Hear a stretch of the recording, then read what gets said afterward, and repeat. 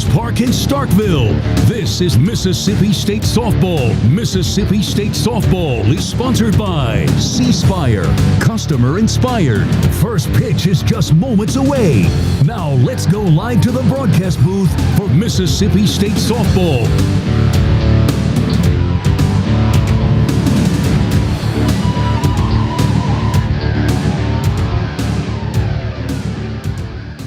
Good evening to you, and welcome into the Bulldog Student Sports Network on Learfield. We are live from Oxford for Game 2 between the Rebels of Ole Miss and your Bulldogs of Mississippi State. Good to have you alongside me. I'm Ty Goldman. Glad to be with you here from Oxford once again. Game 2 between Mississippi State and Ole Miss. Bulldogs won last night, 1-0 with the win. They moved to 37-15, 9-13 in the Southeastern Conference. Ole Miss fell to 30-23 and 4-18 in the Southeastern Conference. And the Bulldogs, if they can win tonight, it would be their second straight SEC Series win. Mentioned it last night, would be the first time they did that since the end of the year last year, where they won the last two series over Kentucky and Ole Miss. And also would be the fourth straight series win for Mississippi State in this series history between the Bulldogs and the Rebels. Bulldogs last night, again, won 1-0, a big win for Mississippi State, a dominant win, and dominant in the circle and defensively was Mississippi State in the circle. Alyssa Faircloth last night was fantastic for MSU. Got the win in a complete game shutout, moved to 12-5 on the season. And went, obviously, the complete game, one hit, no earned runs with the shutout there. No walks as well. 14 strikeouts, faced 23 batters through 91 pitches. 71 of them were strikes. So an incredibly impressive performance last night from Alyssa Faircloth, and that's what carried Mississippi State to victory last night. You look, too, the defense played well for State. Bulldogs had no errors in the ball game. Didn't have to do a lot. Only one ball left the infield last night, but they had a couple plays they had to make in the field, and they made them. So Mississippi State's defense played well as Alyssa Faircloth in the circle. Bulldogs offensively only had the one run. They had 6 hits, but State was applying pressure all ball game. Just couldn't come around the score, but liked to see runners getting on base, and State felt like they had confidence in terms of their approach at the plate all ball game. And just the only thing was just couldn't get runners to move around and come into the plate and score. State last night as a team 1 for 16 with runners on, 0 for 9 with runners in scoring position, so something you obviously want to improve upon, but it was good to see Mississippi State on the base pass consistently. Only had one inning last night where they did not have somebody reach, and that was the 6th inning. So early and often Mississippi State was on the base pass. Hopefully here in Game 2 you can force a little more pressure, add some more runs than you did last night, and force the issue on the Ole Miss offense, who really struggled last night.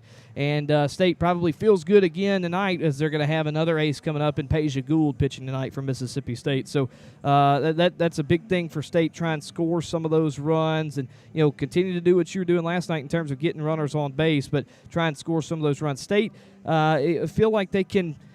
Said this yesterday, feel like they could have some offensive success. They had some yesterday, just couldn't get them to come around the score, but I think they can have it again today. You look at the starting pitcher in the ball game today for Ole Miss, and that being Kyra Aycock, has walked more batters than she struck out on the season. 65 walks, 52 strikeouts. So I feel like Mississippi State, if they're smart at the plate and selective, they can maybe find themselves on base from the walk, and also hit a couple into the outfield as well. So hopefully, I think Mississippi State, another opportunity tonight for them to be able to be successful offensively. Again, this is an Ole Miss pitching staff that has struggled all season long, and Ole Miss defense that has struggled all season long. You saw it last night. Ole Miss had 2 errors. One was almost costly there in the 7th that put runners at 2nd and 3rd.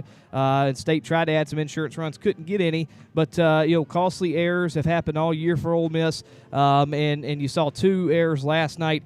And again, a pitching staff that struggled all season long. So hopefully the Bulldogs can come through with some more runs today. Feel a little bit more comfortable, as well as you're going to have Peja Gould in the circle, who it's been the 1-2 punch of Faircloth and Gould. And if State can get anything of what they got out of Gould of what they got last night from Faircloth, Bulldogs will be in a good spot. I mean, they had it happen last weekend in games 1 and 2. Both Faircloth and Gould had 11 strikeouts combined, or 11 strikeouts each, so 22 strikeouts combined. man, if you could get 14 strikeouts from Peja Gould tonight would certainly be something. But just asking her to continue to stay in the strike zone like Faircloth did last night. That's one thing she did really, really well, just continued to get ahead in counts, and when she was rarely behind in counts, worked back very quickly. So, again, an impressive night for Ole Miss, too, to kind of give you an idea. The first 13 batters in that Ole Miss order were retired in a row to start the ball game. They didn't get a runner aboard, till the fourth inning there, so or the fifth inning there. So, again, till the middle of the game, it took them to get a first runner aboard, and that was on a hit that was an infield single that just dribbled up the first baseline. And so they only got 2 runners aboard last night, and that was on an infield single and on a walk, or on a hit by pitch. So again, just continuing to tell you how impressive last night was for Mississippi State's pitching staff and defense, and hopefully the Bulldogs can get some similar success today. Obviously, it's going to be hard to ask again for something of what Faircloth did last night, but when you get Peja Gould in the circle, you also feel confident, just like you feel confident with Alyssa Faircloth. Again, look for some of the sophomores to be involved again, like they have been over the past couple of weeks. Obviously, you got some of those seniors in that state order going to be involved for sure. I mean, there's 1, 2, 3, 4 sophomores starting in that order, and the rest are seniors. So obviously Morgan Stiles, but Zion Romero's been hot over the last couple of weekends, and looking back at the LSU weekend, and last night reached 3 times, had a double and a single in the game, reached on a walk. So talked about that earlier with Coach Samantha Ricketts, and she is excited about her and excited that she's come hot at really the right time later in the season and is starting to come alive, and so has played a good defensive second base as well. And so look for some of those girls to get hot, and then obviously Mississippi State can swing it throughout the order. So hopefully Mississippi State can find their stride offensively, add some more runs, and continue to add some hits as well. And hopefully the Bulldogs once again can get a fantastic pitching performance and defensive performance like they've had over the past couple of weeks, and they've had that fantastic pitching and defense all year long. Looking forward to Game 2 here in Starkville. We're going to give you an interview I had earlier with Coach Samantha Ricketts, and then we'll take a short break and be back to give you the starting lineups and back for first pitch as well. But glad that you have tuned in and excited for Game 2 here. Mississippi State, again, a chance to win the series today after the 1-0 win last night. Chance to win the series for the 4th straight time over Ole Miss and win back-to-back SEC series to close out their regular season before the SEC tournament next weekend in Lexington. We'll send it to our pregame interview I had earlier with Coach Samantha Ricketts, and then we'll take a short break and then be back for the lineups and the start of tonight's ball game. Glad to be with you from Oxford. I'm Ty Goldman alongside you. This is Mississippi State Softball on the Bulldog Student Sports Network and Learfield.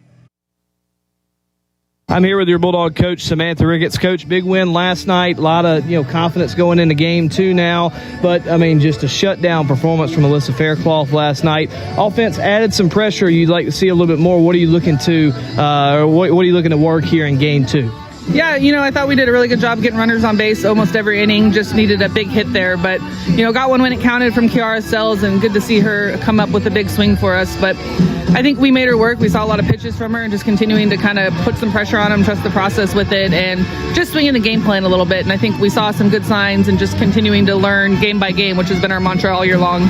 So looking defensively, and obviously look at Alyssa Faircloth, she's done it all season, but last night, how much of a huge relief is that to see your pitcher just rolling like that in the zone? Seems like when she's in the zone, she can't really be stopped. So how big is that to see that happen? And also, too, your defense played really, really well last night. Yeah, I mean, it's huge for us. It just controls the momentum. It controls the energy. It keeps all the focus in our dugout, and I think that's a huge part of what we're doing. It's the game within the game, and when she's got that confidence and that swagger out on the mound, we know we can win just about any game. So loved her presence, loved the way she attacked and just continued to mix speeds and go right at their big hitters, and just knowing that we're going to need to work to do the same here in Game 2. Now, I want to talk about another player as well, Zion Romero. You moved her up in the order, had a great night last night, got on base 3 times, a double and a single. And over the past 2 weekends now, she's played really, really well and has played a good second base defensively as well.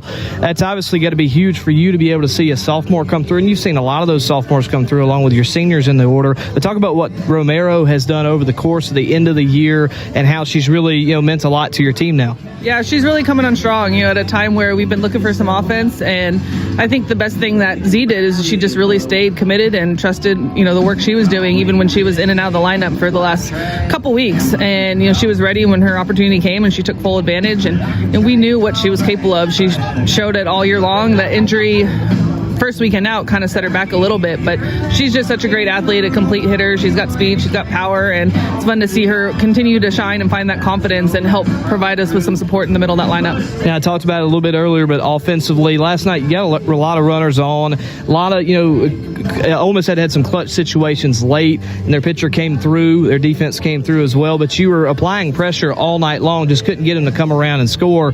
What's the message to your team tonight? Again, it's an Ole Miss pitching staff that has struggled this season, but didn't quite look like it last night. What's the message to your team trying to score some more runs and maybe feel a little bit more comfortable, especially with Peja in the circle today? Yeah, I mean, any win's a win for us, and I think for us it's not focusing so much on the results of the at-bats and knowing that we took quality at-bats, had hard outs, maybe some unlucky outs, but finding ways to have runners on base was huge. And I want to make sure we can find a way to score some more, obviously, but I think keep the focus on the main thing, which is controlling what we can, which is just the quality of that bat we have and not so much the result. And I think that's got to be the same focus today, not trying to get too big, because that's when we start swinging out of our shoes trying to score everybody instead of just having a team at bat passing the bat to the next person after us. So really the message stays the same, like just kind of continue to put in the work, trust the process of it all, and just seeing how many we can kind of string together and see if we can cash in a little earlier this game. Well, thank you very much, Coach. Good luck to you. Thank you. Hail State.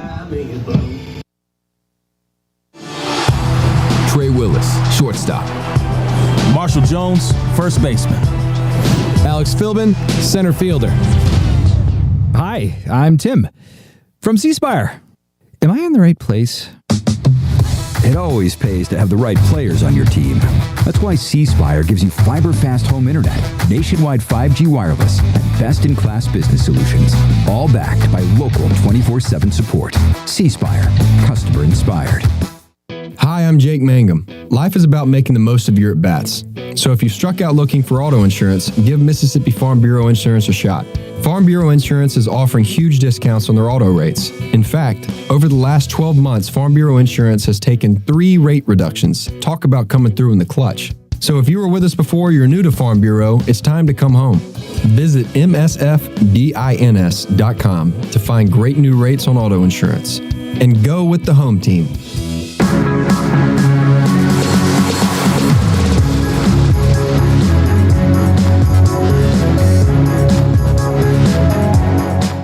Welcome back to the Bulldog Student Sports Network on Learfield. I'm Ty Goldman alongside you here in Oxford for Game 2 between Mississippi State and Ole Miss. Mississippi State won Game 1 last night, 1-0 in a pitcher's duel.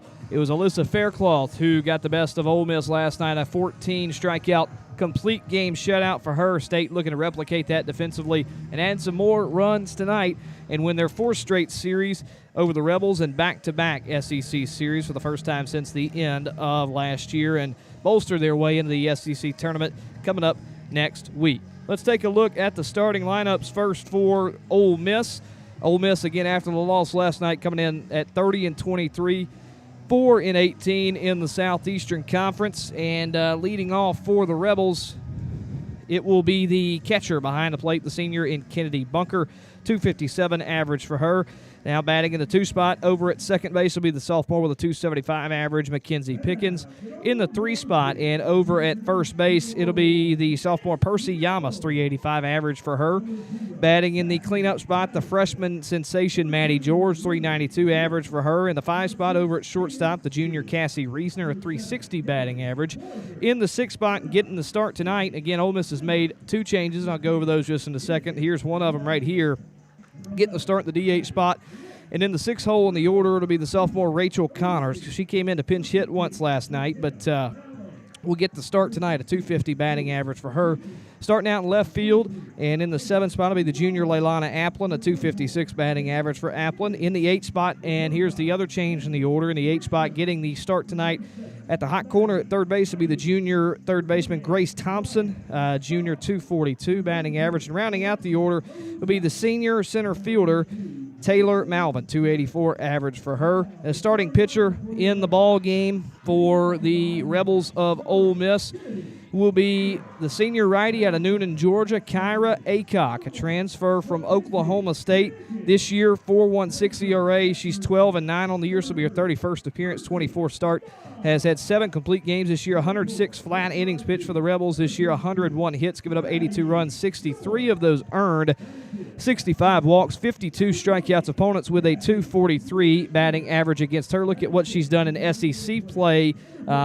She is again a 6.89 ERA in SEC play, and this will be her 15th appearance, 11th start. Has gone 2-8 so far in SEC play, 3 complete games, 40 2/3 innings pitched, 47 hits, given up 50 runs, 40 of them earned, 37 walks, only 19 strikeouts. Opponents with a 283 opponent batting average, and so 283 batting average against her. So that's the best mark in the order or in the bullpen for Ole Miss, but still a pretty high opponent batting average, and State will look to get after her. She pitched in all 3 games against Auburn. Started in game 2, went 3 innings, gave up 3 hits, 6 runs, 2 of them earned.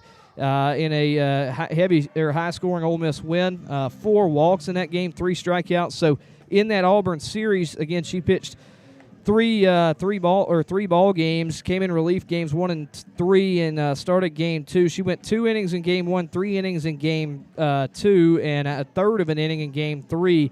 And she had 9 walks, so a lot of walks there. Now look at the starting lineup for State. Batting first and over at shortstop will be the sophomore Morgan Stiles. Batting second at third base will be Nadia Barbary. Batting third at second base, Diane Romero. Batting fourth at first base, it'll be Paige Ernstus. Batting fifth in right field, Kiara Sells. Batting sixth, the designated player, Anna Carter. Batting in the 7th spot, it'll be the left fielder, Morgan Bernardini. In the 8th spot, the catcher behind the plate, Des Rivera. And rounding out the order to be the center fielder, sophomore Greta Grassel. And the starting pitcher, we'll get to use some more info on her when we get to the bottom of this inning, and Ole Miss comes up to bat, but it'll be the senior righty, Peja Gould. So Peja Gould will get the start here in game 2. There's the starting lineups for today's ball game. Mississippi State in their pinstripe uniforms, white pins, and maroon script state across the front, and Ole Miss in all navy with red Ole Miss and script across the front. It's just about set for game 2, waiting on the first pitch here from Aycock, and it is right down the middle for strike 1. First pitch at 6:02 p.m. here in Oxford. Umpires in today's game, same 3 as yesterday, but they move around. David Irwin behind the plate, Emerus Addison at first, and Lyndon Baptiste at third base. 0-1 misses high, and the count evens at 1-1. Stiles even the count, average at 327, went 0 for 3 last night, was able to reach on a walk, so has continued her on-base streak. This one's ripped, but straight to the shortstop in Reesner for out number 1. So solid contact early on. Can't be too upset about that one. Just found a Ole Miss glove, and so hopefully the Bulldogs can miss some Ole Miss gloves here as we get into this ball game. Now Nadia Barbary will stand in. Barbary had an excellent night last night. 2 hits for her, both singles. Grounds one over the 6th hole, and having trouble with it is Reesner to get into left field. That one just got away from the glove. Be interesting to see how that one is scored, but it is a base runner for Mississippi State with 1 out here in the top of the 1st inning. Would think that would be an E6, but let's see what they score it. They give it a hit, so a hit for Nadia Barbary, continuing her good weekend, and it's a single for State to start the 1st as now Diane Romero stands in. First pitch to her, a strike. Romero has been absolutely solid over the last couple of ball games, over the last 4 games. She is 6 for 11 at the dish. Looks at the LSU series last weekend, and last night went 2 for 3 and also reached on a walk. Count now 1-1 on her with one out and a runner at first in Nadia Barbary for State in the top of the first. Scoreless here in Oxford in game 2. This one fouled to the net above the State bench. The count now in favor of Aycock, 1-2.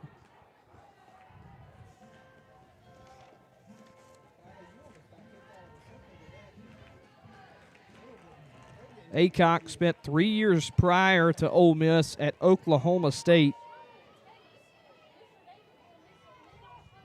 transferring to Oxford in her senior season. This one fouled again over the State bench. The count will stay where it is. Best year was her freshman year. Last year was rough for a 5.64 ERA and 13 appearances in her last season for the Pokes. Her freshman year, like I said, was her best year at a 2.51 ERA and a 9-2 record through 95 innings for the Cowgirls. 1-2. Just misses off the outer edge, and the count evens at 2 balls and 2 strikes.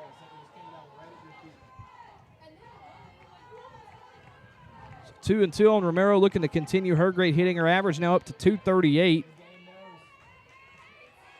Ernstus waiting on the on-deck circle for Mississippi State. 2-2 to Romero. Swinging a foul ball, and that one gets into the State dugout over there. Somehow got past the netting.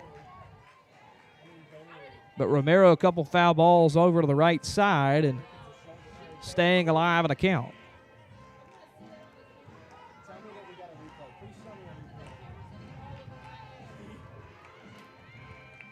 So 2-2 once again to Romero. Here's the pitch. Ground ball over to the left side now. A couple foul balls in a row here.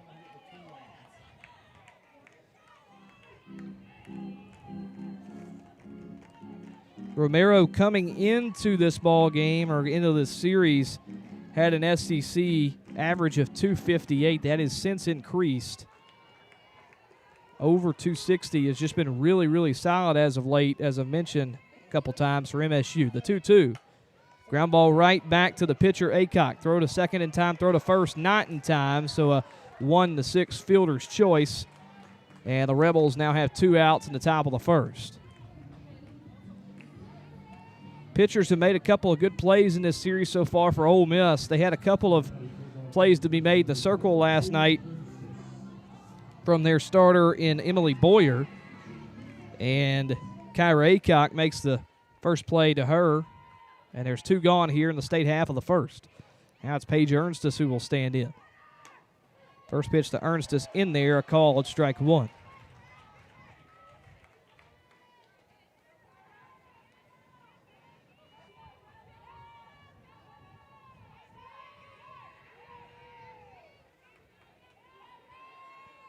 Now time called. Ernstus coming off a weekend where she had 2 3-run home runs in games 1 and 2 against LSU.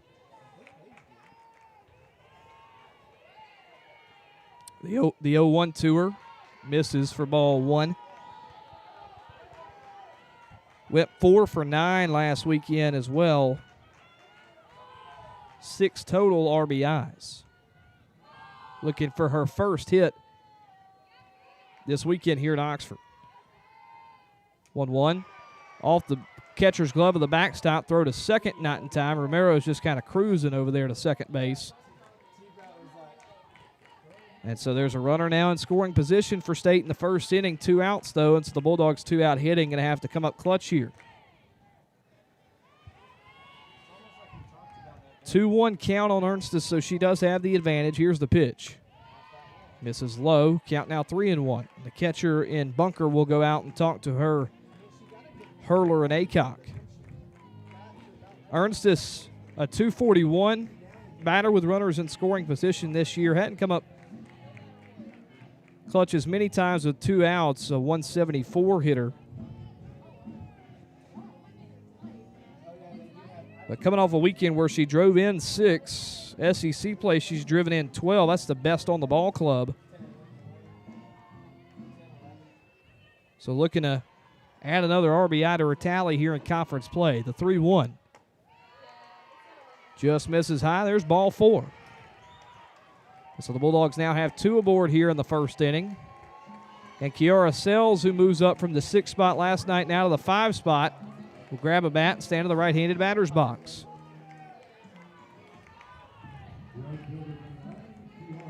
Sells last night had a solo homer in the second inning.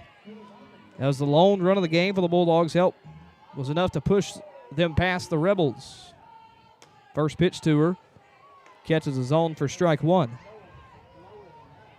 That home run was her 14th of the year, her 30th RBI of the season.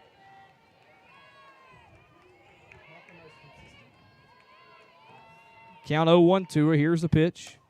Sent in the right field, tailing towards the foul line, and it will just get foul. George was chasing down towards the right field line. That one kept tailing away from her, but tailed so far to get into foul territory.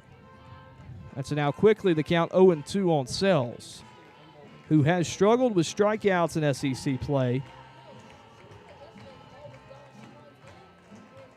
Did not K up last night, but has 14 strikeouts in SEC play, so trying to avoid one here. 0-2. Grounder over towards the left side. Going to be a tough play for the shortstop, and she has no play. Third baseman Thompson was crashing towards the ball and left the bag at third. Reasoner was looking to throw there and could not, so an infield single, and the Bulldogs have the bases juiced with 2 outs for Anna Carter.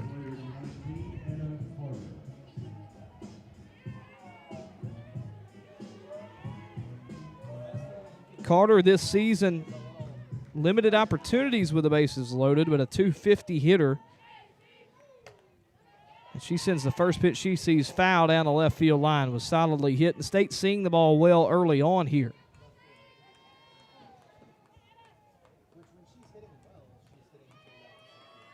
Be a great time for Anna's first home run as a Bulldog. Only 1 extra base hit this season. Has driven in 8 for Mississippi State. 2 outs and the bases loaded, 0-1. That one just misses low, and the count evens. So State's got a couple of singles here in this inning. Reached on a walk as well. Carter trying to come through and deliver early for MSU. The 1-1.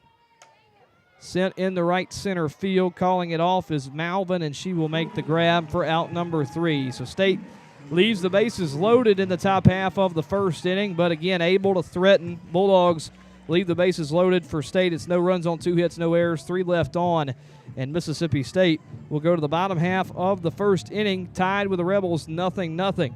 Bulldogs looking to keep Ole Miss scoreless so far through this series. They did it last night, trying to start off the right way again. We'll get you some info on Peja Gould, the MSU starter, when we get back in just a moment. 0-0 our scores. We head to the bottom of the first here in Oxford in Game 2. State looking for the series win over the Rebels. Back in just a moment. This is Mississippi State Softball on the Bulldog Student Sports Network in Learfield. What a matchup we've got, folks. Just nonstop action. The energy is electric and the fans are all in. An intense game like this calls for a Coca-Cola. Ah, crisp and refreshing. That's a game changer. Yeah, that taste scores every time. And just like that, they're back at it. Passionate fans and an ice-cold Coca-Cola. Now that's a winning combo. No matter the team, no matter the sport, everyone knows fan work is thirsty work. Enjoy a Coca-Cola. Bulldog fans, are you looking for the perfect weekend getaway? Look no further. Pearl River Resort in Choctaw, Mississippi offers the experience of a lifetime. World-class entertainment, unique shopping, and the ultimate in fine dining. And if that's not enough, hit the links at the world-renowned Azaleas and Oaks courses at Dancing Rabbit Golf Club and complete your stay in luxurious relaxation at the spa. Your exhilarating weekend awaits only at Pearl River Resort, where you'll be at the center of it all. Must be 21 or older.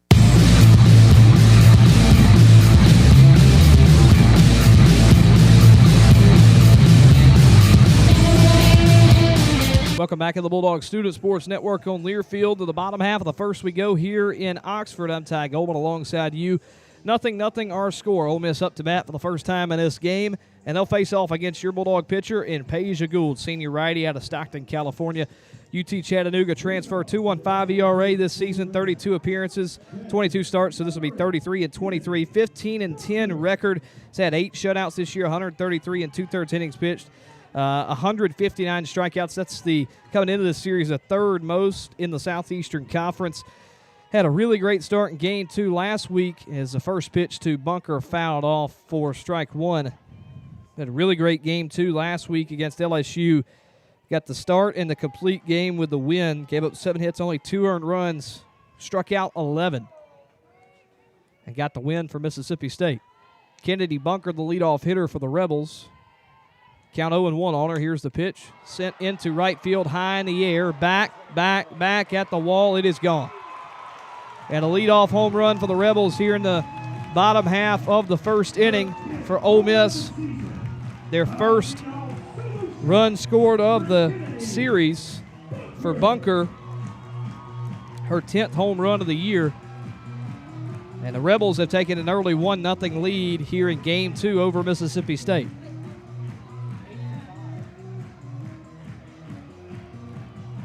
A team that has broken the single-season home run record here in Oxford this season. And you see some of that power here as Mackenzie Pickens now steps in. First pitch to her, misses high and away for ball one.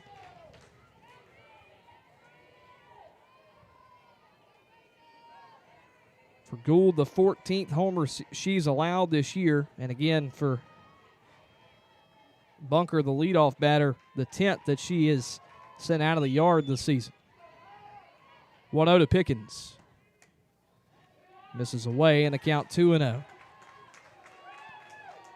So hope Gould can find the zone here.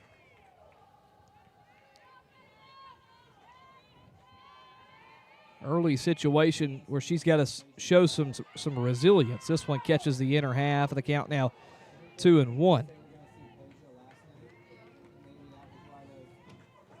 Pickens last night went 0 for 3 and struck out 3 times. This one fouled high and out of the ballpark. And the count evens at 2-2. So struck out 3 times last night, ended her 7-game reach base streak. A sophomore from Flowery Branch, Georgia, with an average now of 275. Trying to avoid the strikeout here. 2-2. Swing and a dribbler that stays inside the foul line, but went off the body there of Pickens, and so the count will stay where it is, 2-2.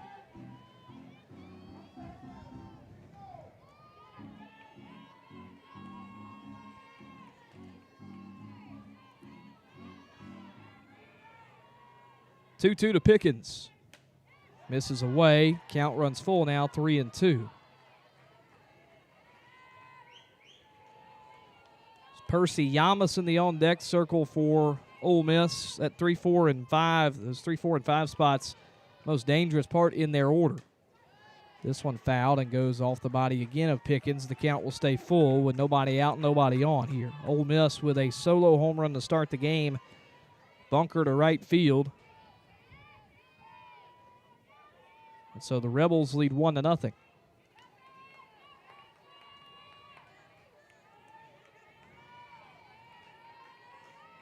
Three-two to Pickens. Misses away, ball 4.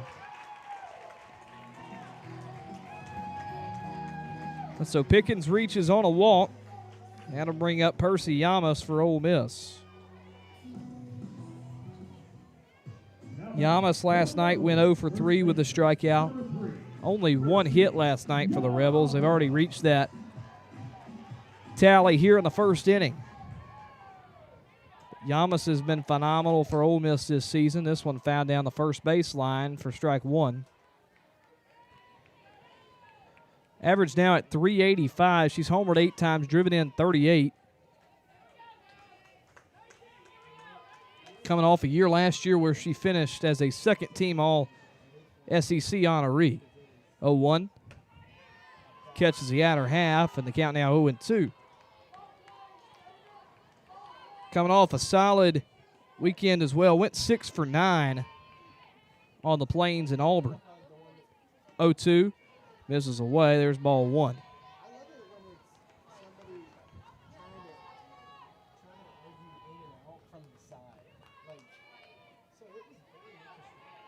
1-2 to Yamas. Misses low but blocked by Rivera behind the plate. A solid block as that keeps Pickens at first base. They say Yamas went around. I thought she stayed there. She did check the swing. I thought she stayed back, but they'll say she goes around. So there's a strikeout for Peja Gould, her first of the ball game. And so first out of the inning, and now Maddie George will stand in. First pitch to her misses away for ball one. Maddie.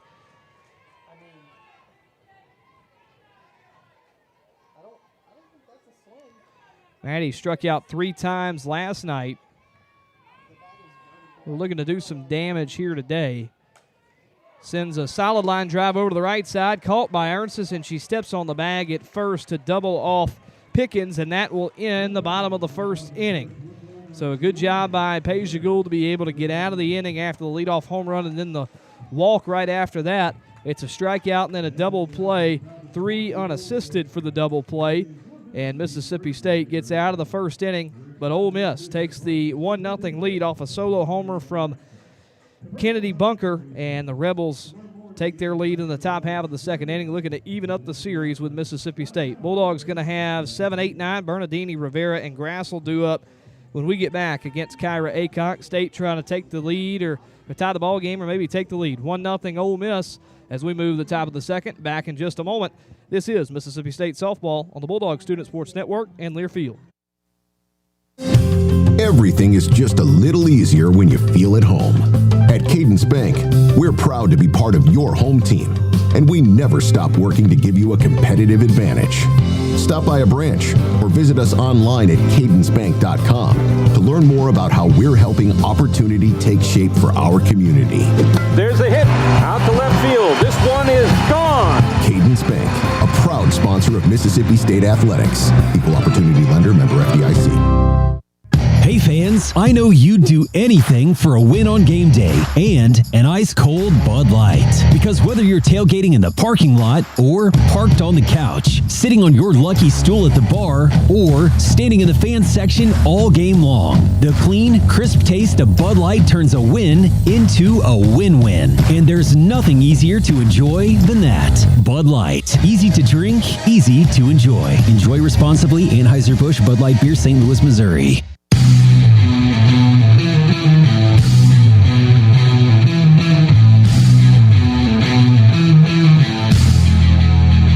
The Bulldog Student Sports Network on Learfield. We head to the top half of the second inning here in Oxford. Ole Miss with a solo home run to lead off their bottom of the first inning, and that's all they could do, but it's enough to give them a 1-0 lead here. As the Bulldogs try and respond, 7, 8, 9 due up against Kyra Aycock. It's Morgan Bernardini to start things off for MSU. Here's the first pitch to her.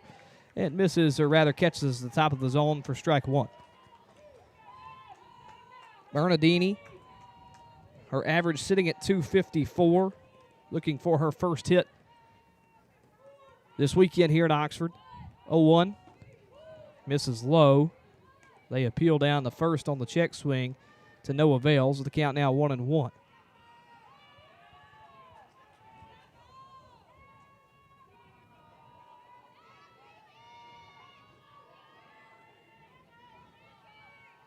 One to Bernardini. Grounder and a chopper over to third. Thompson up with it. Throw to first in time. A 5-3 put out to start the inning for Ole Miss.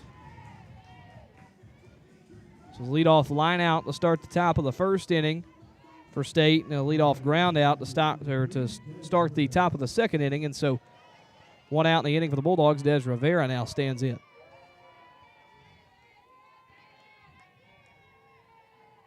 First pitch to her, misses low for ball one. Rivera was able to collect a hit last night.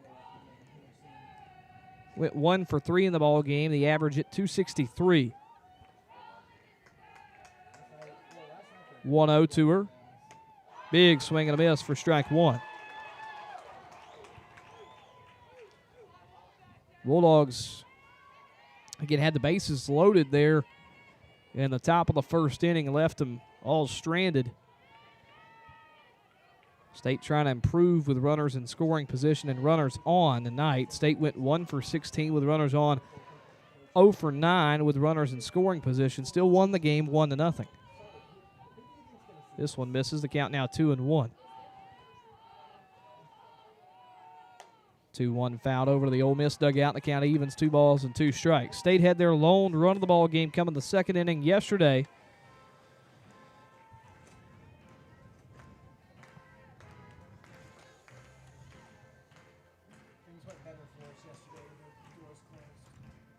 That came off of a solo homer from Kiara Sells. Trying to score here and even things up. This one sent to left. Given a good ride. Back at the wall. It is foul, but would have been gone if that one was straightened out. Got out of the yard, but just pulled that one a little too much. And so a long and loud foul ball. This game was only a couple feet away from being tied. Count now 2-2 on Rivera. Here's the pitch. Swing and a miss late on the fastball, and there's strike 3. First strikeout of the ball game for Kyra Aycock. And there's 2 gone quickly here in the state half of the second.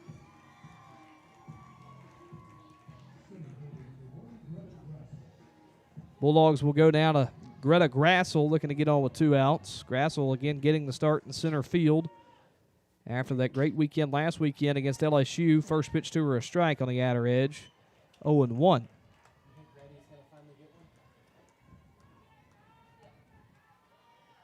Greta had 2 big hits last weekend against LSU. Drew the start last night, couldn't grab a hit, but draws the start again tonight. This one a foul ball back to the netting, and the count now quickly 0-2 on it.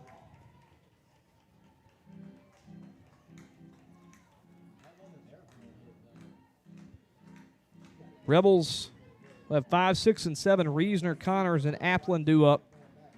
State trying to keep this inning alive. 0-2 the count on Grassel. Here's the pitch. Swinging a foul ball high and out of play towards the left side.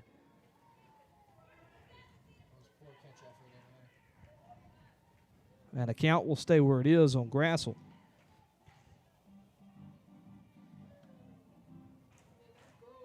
But collectively last weekend, 2 for 3 was Grassel. Coach has put a lot of trust in her to start in the order back-to-back nights here in Oxford. 0-2 misses high and away, and the count now 1-2.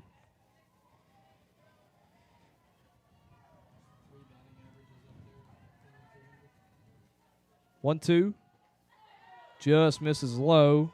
Bunker tried to pull it back up, but could not. Now Deuce is wild. 2 balls, 2 strikes, with 2 outs here in the top of the second. 1-0 Ole Miss. 2-2. Misses high ball 3. So State looking for a base runner here. Only 1 inning where they were held off the base pass last night. That came in the 6th. And so looking to have base runners here in the first 2 innings in this one. Grassel trying to fight back from an 0-2 count. 3-2. Swung on, set to right field, and high and out of play into the Bulldog bullpen.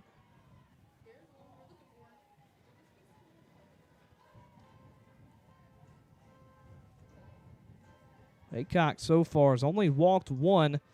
Has been known to walk more than strike out batters this season. Has really struggled with that. 3-2. That one misses low, ball 4. So there's her second walk registered to the ball game. For Grassel, her 3rd walk that she's drawn this season. And now Morgan Stiles will stand in as the lineup flips over from Mississippi State. So trying to get active with 2 outs. And Grassel at first base. 0-0 to Stiles. Misses high ball 1. Stiles lined out over to short to start the ball game. Was solidly hit, but just right in the glove of Reesner.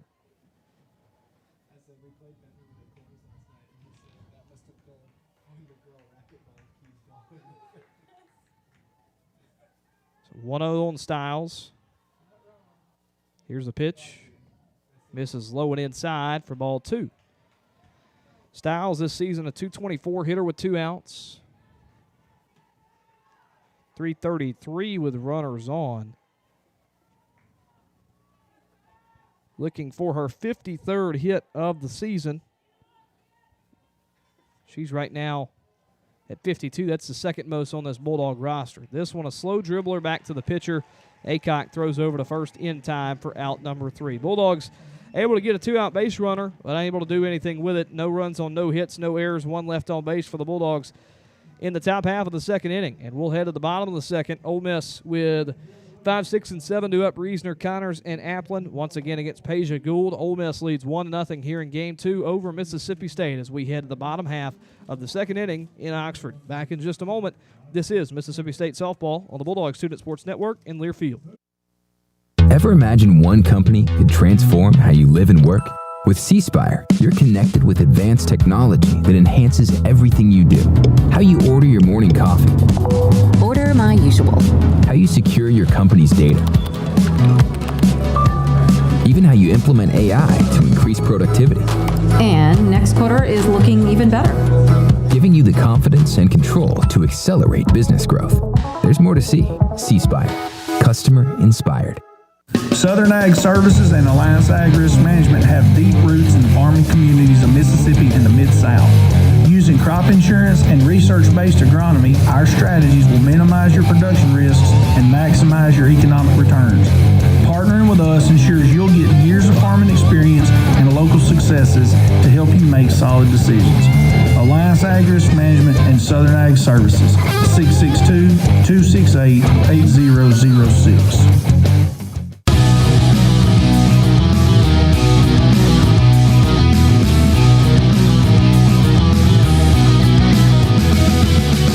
Welcome back to the Bulldog Student Sports Network on Learfield. We head to the bottom half of the second inning here in Oxford. Ole Miss with a 1-0 lead over Mississippi State here in Game 2 as the Rebels try to even the series over the Bulldogs and keep Mississippi State from winning their 4th straight series over Ole Miss. Ole Miss had a leadoff home run in the first inning from Kennedy Bunker. So State looking to stay out of any sort of that here in this inning. 5, 6, and 7 to up Reesner, Connors, and Applin. Once again against Peja Gould. 0-0 to Reesner. Misses away for ball 1. Reesner last night, 1 for 3, had the only hit in the ball game for Ole Miss. Was an infield single, which dribbled its way up the first baseline. Count 1-0 on her. Here's the pitch. This one over towards the first baseline. Had a lot of spin on it. Goes away from Ernstis. Finds its way to Romero, and Ernstis able to get to the bag at first. A 4-3 putout, and there's one gone in the bottom of the second inning. That one had a lot of mustard on it. Hit off the end of the bat. Was hit right to Ernstis. Took a hop and spun to the left, to the right of Ernstis, and Romero luckily was right behind it. Able to make the throw over for out number 1. And now Rachel Connors will stand in. Connors getting the start tonight as a designated player. She pinch hit last night later in the ball game, went 0 for 1, struck out in that one plate appearance. And the first pitch to her, a strike from Peja Gould. Gould has struck out 1 in this ball game in her second inning of work.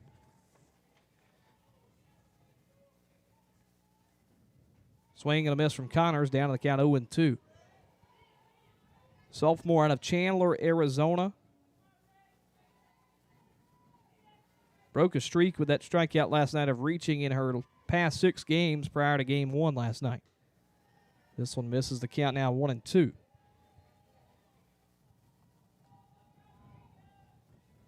Started in all 3 last weekend in Auburn as well. Went 3 for 10, had a double. Couple of RBIs. Looking for her first hit here at home against Mississippi State. 1-2, misses away. The count evens, 2 balls and 2 strikes.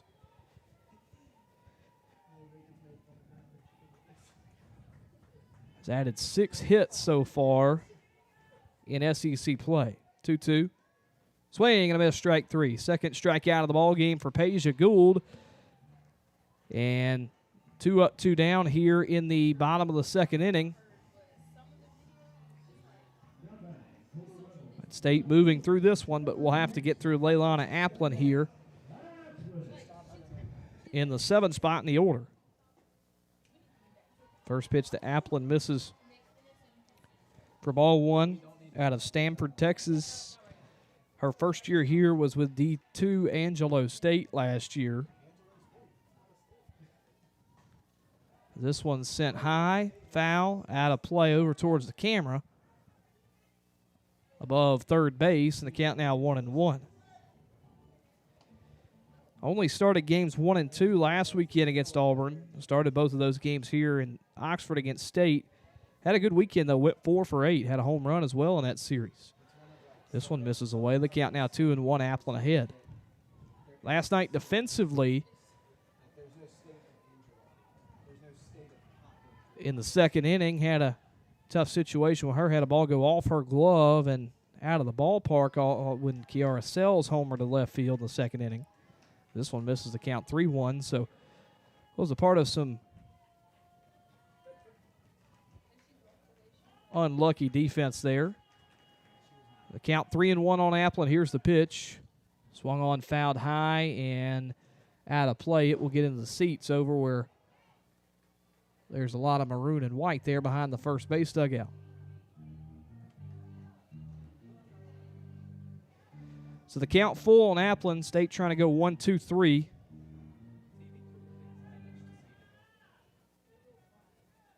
And get back up to bat in the top of the third. This one in foul territory, but maybe a chance for a play. Instead, it goes off the netting down the first base line in the shallow right, and the count will stay where it is at 3-2. Applin last night at the plate, 0 for 2 with a strikeout.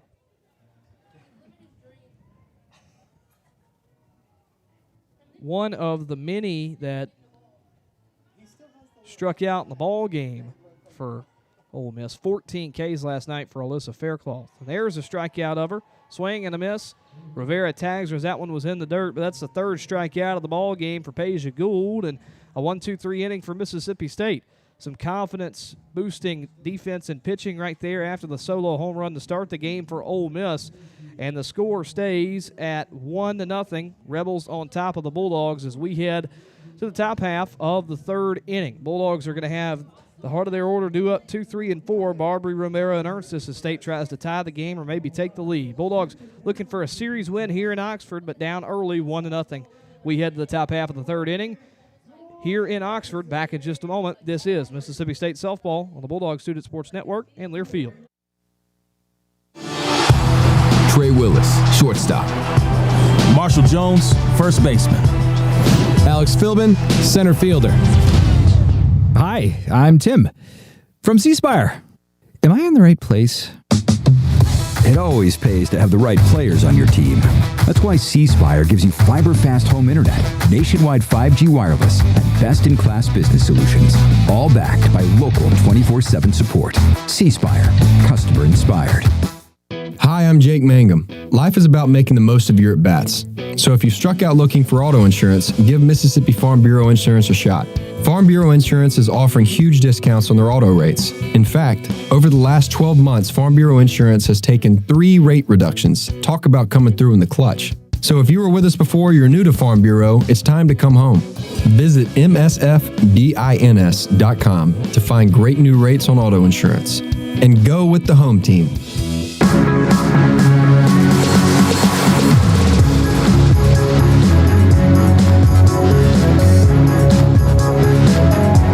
Welcome back to the Bulldog Student Sports Network on Learfield. To the third inning we go. We're through 2 here in Oxford. Ole Miss on top, 1-0. A solo homer in the first inning from the Rebels has put them on the board, and that is the only run on the board up to this point. The State with a chance to change that. 2, 3, and 4 to up for Mississippi State against the Ole Miss pitcher in Kyra Aycock. So far through 2 innings has given up 2 hits, 2 walks, but has played or pitched away and not allowed any runs so far. Big swing and a miss from Barbary to start the count, and it's now 0-1. She had a single back in the first innings. That was her 3rd hit of the weekend. Has had a really solid weekend so far here on the road, 100 miles north of Starkville. This one misses low. The count now 1-1.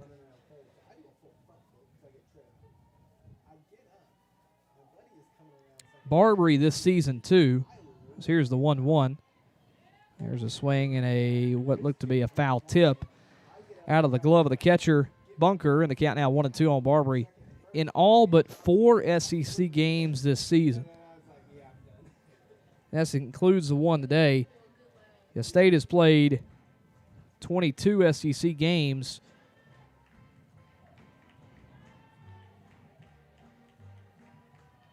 And now this is the 23rd, and all but 4 of them has Barbary reached.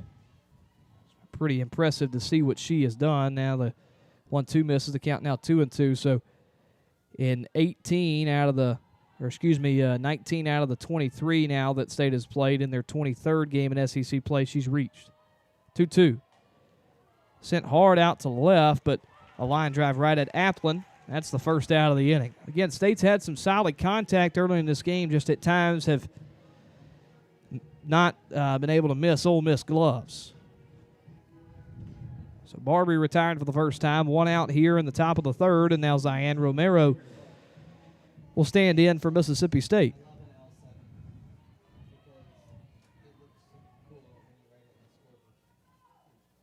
Oh, to Romero.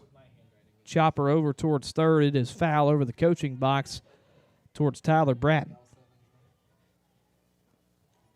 Count now 0-1 on her. She grounded into a 1-6 fielder's choice. Was able to reach, but grounded into a 1-6 fielder's choice back in the first inning. Count 0-1 on her. Here's the pitch. Hit hard out to right, but that one going to go into the Bulldog bullpen once again.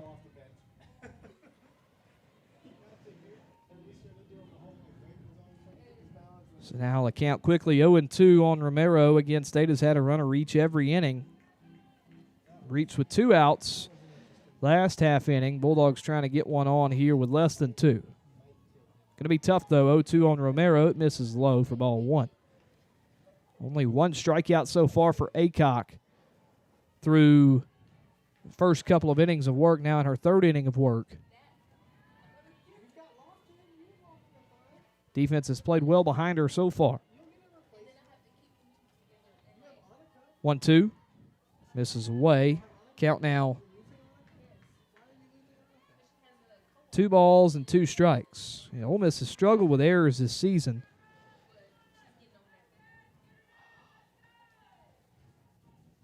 Ole Miss made 2 last night, so on the year when Ole Miss makes 1 or more errors, as here's the 2-2. Chopper over towards short. Grabbed on the backhand by the shortstop. Throw over from Reasoner in time for out number 2.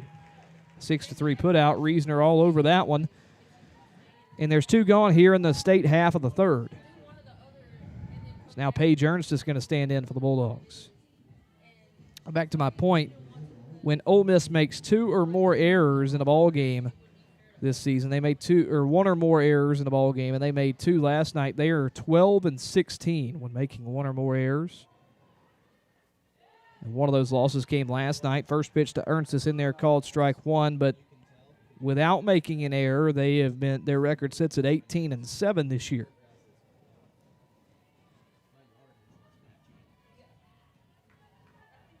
Oh-1 Ernstus. Hit hard and through the 6-hole into left field. Ernstus with her first single of the weekend. And the Bulldogs have life here in the bottom of the 3rd. Another 2-out base runner for Mississippi State. The top of the 3rd. Another 2-out base runner for the Bulldogs. And now Kiara Sells will stand in, who's responsible for the lone run of the series this weekend for Mississippi State. Had the solo homer yesterday in the 2nd.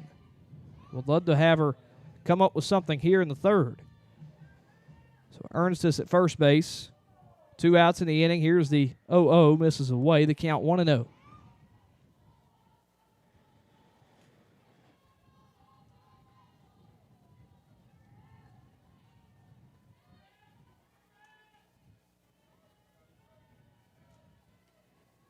To Sells. Misses just low. The count 2-0. She's 1 for 1 today. Had that infield single back in the 1st inning where Reasoner just couldn't do anything with it. It was a tough play in the 6-hole. She made the grab on the backhand, but had nowhere to throw it. 2-0 to Sells. This one grounded over to 3rd. She pulls that one in a 5-3 put out to end the top of the 3rd. Ole Miss, their infield making some plays early on here. State able to get another base runner, but the Bulldogs leave that base runner stranded. For State, it's no runs on 1 hit, no errors, and 1 left on base as we move to the bottom half of the 3rd inning here in Oxford, with the Rebels on top of the Bulldogs 1-0. So we'll keep it right here as we move to the bottom half of the 3rd inning. Look at some of the SEC finals from last night. So obviously you had Mississippi State with the 1-0 win over Ole Miss. Everybody playing Thursday, Friday, Saturday, with the SEC tournament starting next week on Wednesday. But Florida won on the road in Game 1 against Georgia last night, 5-3. Arkansas with an upset win on the road over Texas, 2-0 in Austin. Alabama with a 3-2 win over Carolina last night in Tuscaloosa. Tennessee goes on the road and defeats Missouri 3-1 in Game 1, and LSU won 3-0 last night in Game 1 over Auburn.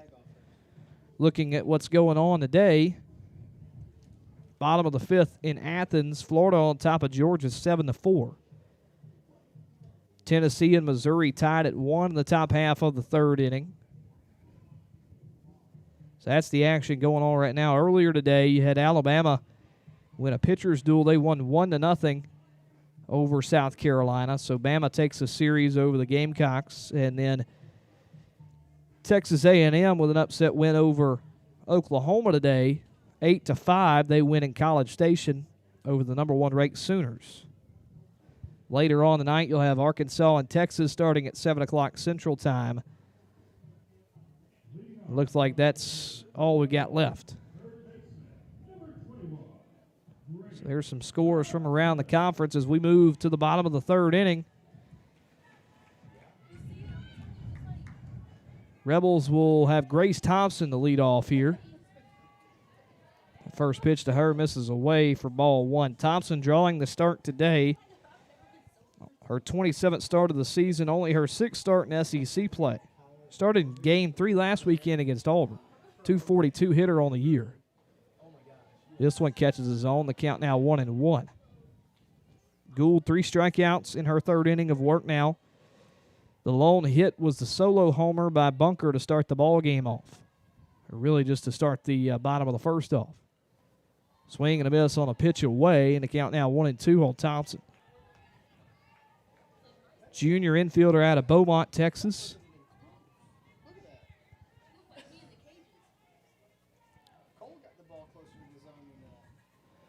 Here's the 1-2 to her. That one misses away. Similar pitch to what she just swung and missed on, but stays back on this one. The count now 2-2. In SEC play, her average sits at 118. This one misses away. The count now 3-2. Only 2 hits for her in SEC play.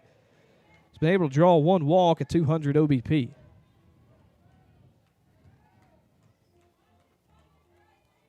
She's got a 3-2 count right now. Here's the pitch. This one popped in the air right behind the plate. Rivera able to call off everybody and make the grab.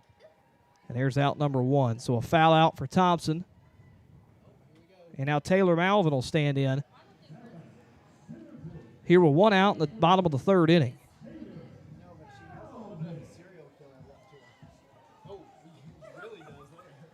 So Malvin going to stand in after last night going 0 for 2. Did not strike out last night. First pitch to her misses for ball 1. Her 4th and final season at Ole Miss this year. Right now her average sits at 284. It's been the everyday starter in center field.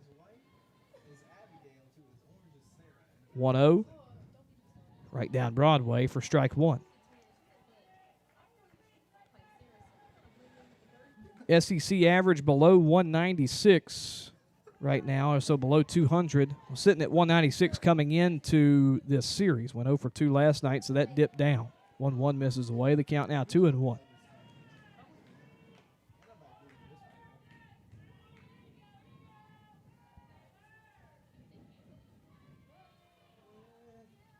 Infield playing in, the corners playing in. This one's sent into shallow center, ranging in is Grassel, and she's able to make the grab for out number 2. Now back up's going to be Kennedy Bunker. So the lineup finally makes its way back to the top here for Ole Miss. Bunker led off the Ole Miss hitting with a solo home run to right field. And so she's got the only hit of the day for the Rebels. First pitch to her, and that one goes off what looked to be her arm, and the hit by a pitch. And so she's reached in both of her plate appearances a 2-out base runner for the Rebels.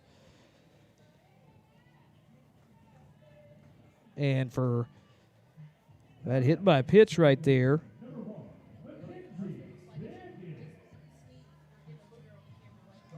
breaks a streak of 7 straight that were retired in the Ole Miss order. This one fouled back, and a count 0-1 on Mackenzie Pickens. Pickens had a really good year last year for Ole Miss. Started in 62 games, hit .328. Had 57 hits last year.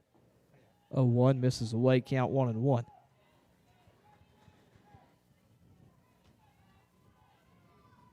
It's been hit by a pitch 13 times this season. Leads the Southeastern Conference in that regard. Swing and a miss, count now, or rather a foul ball back, a foul tip. Same result, though. There's strike 2, and the count now 1-2. Runner at first with 2 outs. State trying to keep the Rebels off the board and get the Sticks back up to work in the top of the 4th inning. 1-2 misses away, now deuces wild. 2 balls, 2 strikes, and 2 outs. 1-0 Ole Miss. The bottom of the 3rd here at Oxford. 2-2 to Pickens. Misses off the outer edge, maybe a little bit low as well, and the count runs full now, 3-2.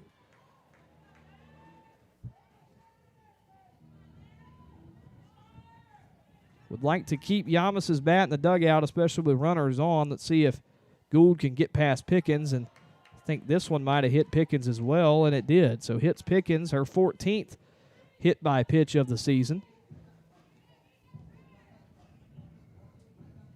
And now there's a runner in scoring position for Ole Miss. Their first chance with a runner in scoring position today.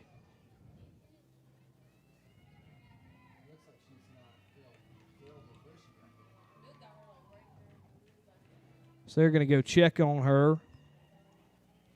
So they'll check on Pickens. And while we wait on that, State's infield talking with their pitcher in Peja Gould. And seems like Pickens is okay, so now Percy Yamas will stand in.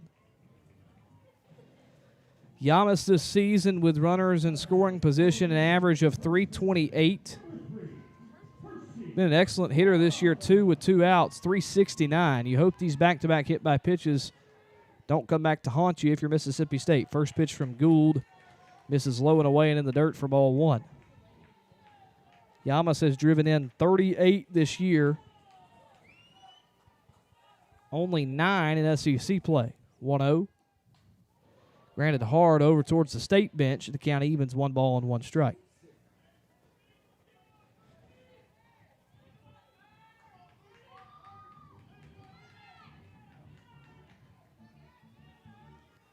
So 1-1 the count with 2 outs and a runner at first and second. This one grounded over towards the right side. Romero up with it. Throw to first in time for out number 3. So State able to escape.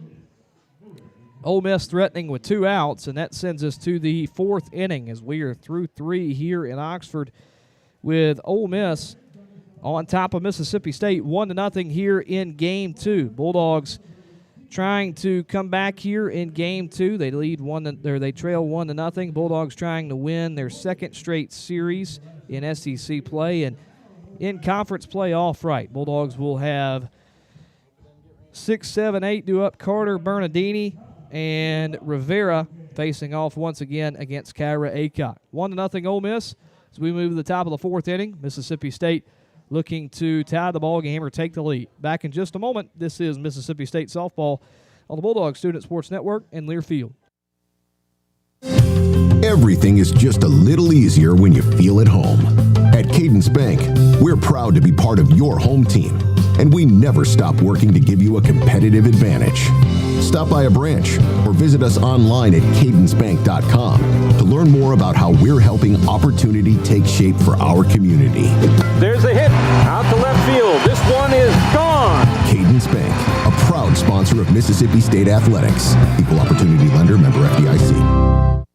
Hey fans, I know you'd do anything for a win on game day and an ice-cold Bud Light. Because whether you're tailgating in the parking lot or parked on the couch, sitting on your lucky stool at the bar, or standing in the fan section all game long, the clean, crisp taste of Bud Light turns a win into a win-win. And there's nothing easier to enjoy than that. Bud Light. Easy to drink, easy to enjoy. Enjoy responsibly. Anheuser-Busch Bud Light Beer, St. Louis, Missouri.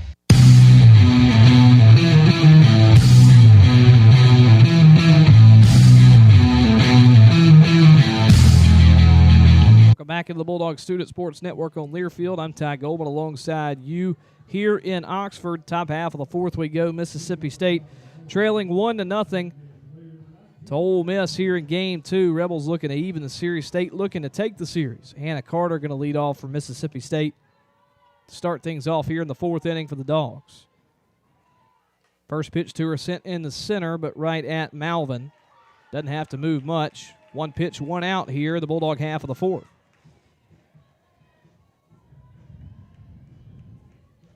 That'll quickly bring up Morgan Bernardini.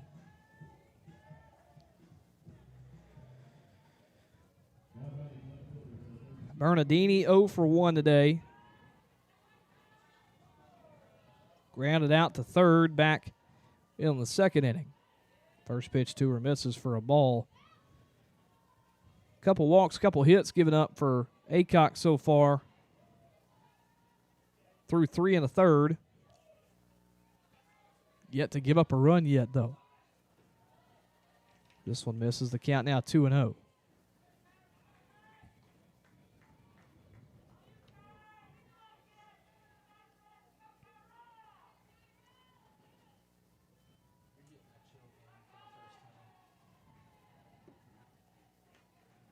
Misses. Now the count 3-0. So State, past 2 innings, has had a base runner reach. In every inning, they've had a base runner reach. For the past 2 innings, it's come with 2 outs. And so State looking to do that earlier here. Give themselves some more space. 3-0 the count on Bernardini. Here's the pitch. That one right down the middle for strike one. Still ahead in the count is Bernardini.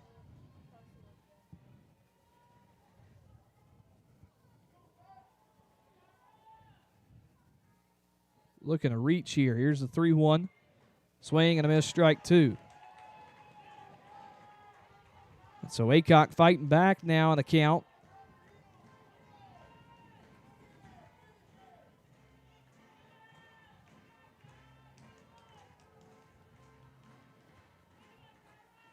(3-2) to Bernardini.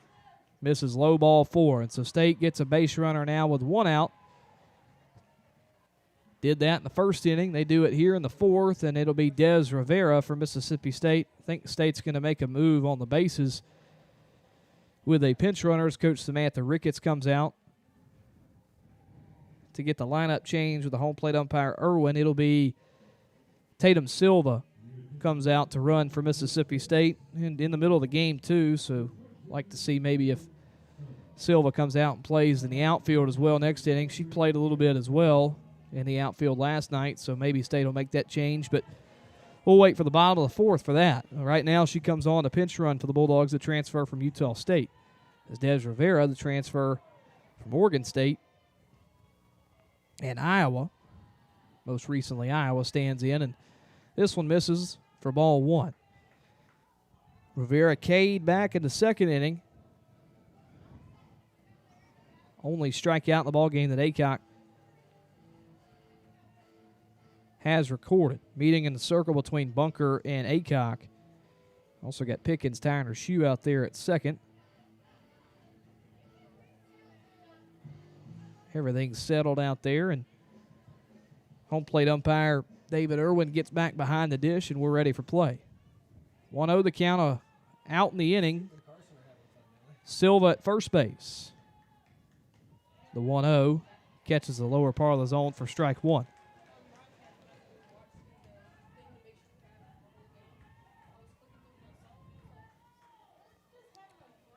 Rivera, too, and I didn't mention this earlier. So we'll see the 1-1 here. Grounds it over towards the third base side, foul. The count now 1-2. Rivera struck out earlier in the second. I didn't mention this. That was her first strikeout of the season. She's been one of the toughest to strike out. One of two players in NCAA D1 softball coming into this series that hadn't struck out yet. Strikes out for her first time earlier in the game. 1-2 to her. Chopper up towards second base. Going to be tough to turn to. They throw to second in time. Nice play from the second baseman, Pickens. Reasoner able to keep the foot on the bag at second base. Safe at first is Rivera, but there's two gone and one out. Excuse me, two gone and one on for Mississippi State. And so now State in the bottom part of the order. Greta Grassel, two out, and Des Rivera at first base. Pitch misses high to Grassel. She's been able to reach in this game, reach for the first time here this weekend. A walk in the second. She could do so here. State would at least have a runner in scoring position. This one misses way high. A little inside. The count now 2-0.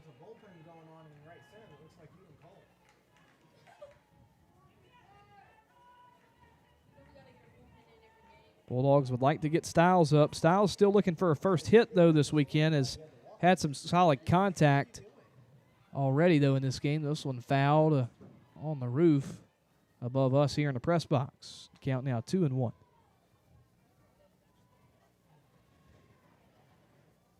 Ole Miss will have 4, 5, and 6. George, Reasoner, and Connors due up next half inning. State trying to keep their part of the fourth alive. 2-1. Misses high ball 3. So a good spot here for Grassel. State would love to get Stiles up, who feels like she's due. Runner at first with 2 outs. Count 3-1 on the Bulldogs' 9-hole hitter. Here's the pitch.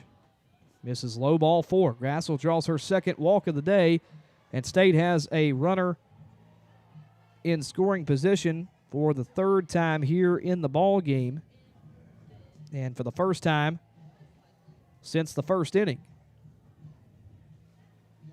State, I think, going to make a move to second. It'll be Allie Supan who will run for Des Rivera. Makes sense there with 2 outs. If there's one put in the outfield, you'd like to have the more speedy Supan come out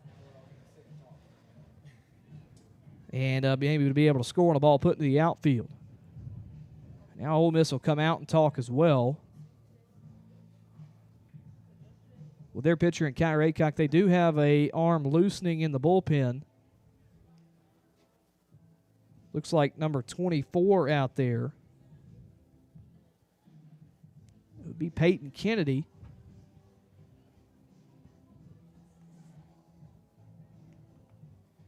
Pretty sure. Again, I saw 24, and you also got, so 24, Peyton Kennedy loosening, who hadn't pitched much in SEC play. And then they're also sending out Emily Boyer. She's come out of the dugout and making a trot towards their bullpen. So Allie Supan out to run at second. You got Greta Grassel at first. 2 outs in the inning. Lineup has flipped over for State. Trailing 1-0, trying to maybe tie this game here. Morgan Stiles will stand in, looking for her first hit of the weekend. 0-0 misses high, ball 1. Also got Barbary on deck, who has been solid this weekend. Has already got a hit in this game, has 3 between the first 2 ball games we played here in Oxford. 1-0 to Stiles. Misses high and away, ball 2. So Aycock has struggled a little bit with command as of late. Has given up 4 walks in this ball game. Count 2-0 to Styles. This one right down the middle. Here's strike one.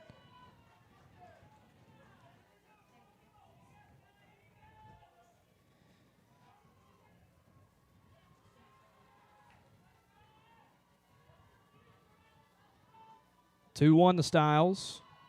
Swung on, fouled back. Now Deuce is wild. 2 balls, 2 strikes. 2 outs here in Mississippi State's half of the fourth. Bulldogs trying to even this game up or maybe take the lead.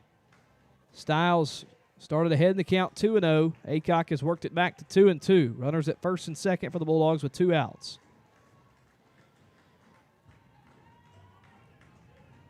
See if Styles can find a clutch hit. The 2-2.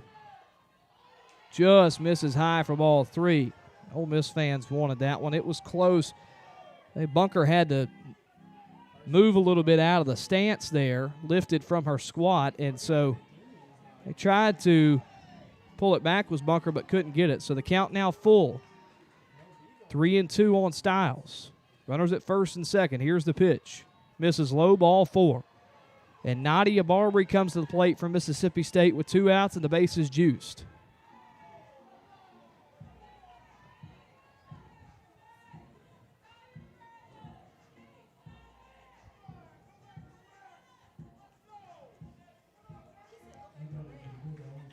So the base is loaded for Nadia Barbary. 2 outs in the inning for Mississippi State. The tying run at third base. Barbary already 3 hits this weekend. 1 today, looking for more. 0-0, misses high and away, ball 1. Went 2 for 4 last night, now 1 for 2 today. So 3 for 6 this weekend. Time called, and the pitcher in Aycock wants to switch softballs.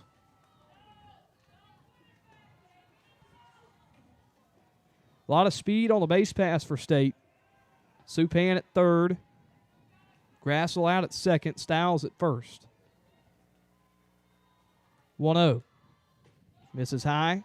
Fake of a throwback to third base. Supan was there. Third baseman really wasn't even on the bag. But the count now 2-0 now.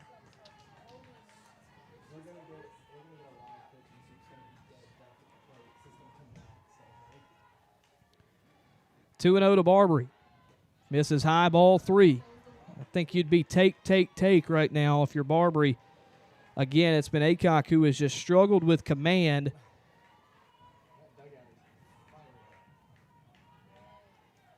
Ole Miss does have a couple loosening in the pen, but it's all Aycock right now. State with the tying run at third, bases loaded, 2 outs. 3-0 to Barbary. In there, called strike 1. Barbary tried to sell there. Throw the bat over to the first base dugout, but will stay in the box to count 3-1. Still a hitter's count for her. Barbary driven in 36 this season in her senior year. Bases loaded, 2 outs. 3-1 pitch. Misses high, ball 4. State has tied the ball game up. Allie Supan with a lot of energy heading to home plate as she stomps on the plate here in Oxford. And we're tied at 1. And that might be the end of the line for Kyra Aycock as she registers her 6th walk of the ball game. Look at what she's done this inning, too. That's the 4th walk that she's registered already here in this inning. And so you might see Ole Miss make a change as their head coach and Jamie Traxel talking with the home plate umpire, and here comes an arm from the bullpen. See who Ole Miss is going with here. Hadn't seen a number yet. Looks like number 2. That will be number 2, and it will be the junior righty Lily Witten. And so Witten will come out and throw for Ole Miss. Bulldogs have tied this ball game up. A lot of energy over there on the State side, especially in that dugout. And so Witten will come in and inherit a bases-loaded situation. And also a hot hitter in Zion Romero, who has seen the plate extremely well through the past couple of ball games. There's some maroon and white chants over on the first base side. Getting loud over there. But look at what Lily Witten's done this season. Real quick. Let me scroll and I'll get it to you. Junior righty out of Tunis, Missouri. A transfer from Missouri. Played there 2023-2024. Was here last year at Ole Miss. Transferred to Ole Miss in the winter last season, so had to sit out due to transfer rules. But this season, she has pitched in 27 ball games, an 8-1 record, 3.11 ERA, 72 innings pitched, 60 hits, giving up 33 runs, 32 earned, 45 walks, 45 strikeouts. Opponents with an average of 228 against her, but look at it just in terms of SEC play.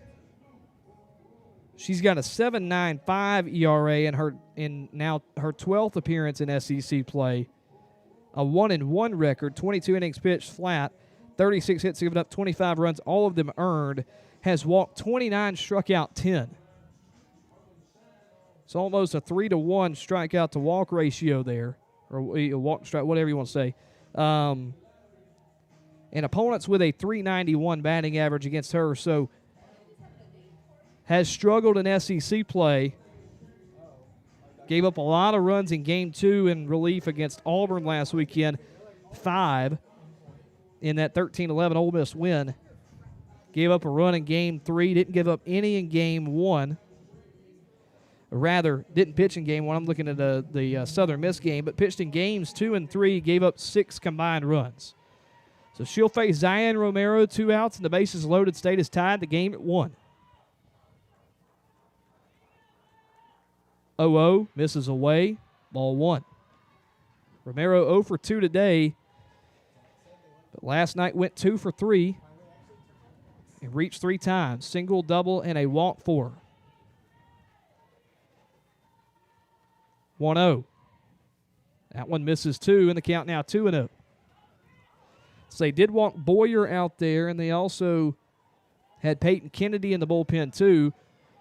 I got faith here in Witten to get Ole Miss out of the inning. Romero ahead in the count 2-0. Here's the pitch. Catches the outer half for a called strike 1.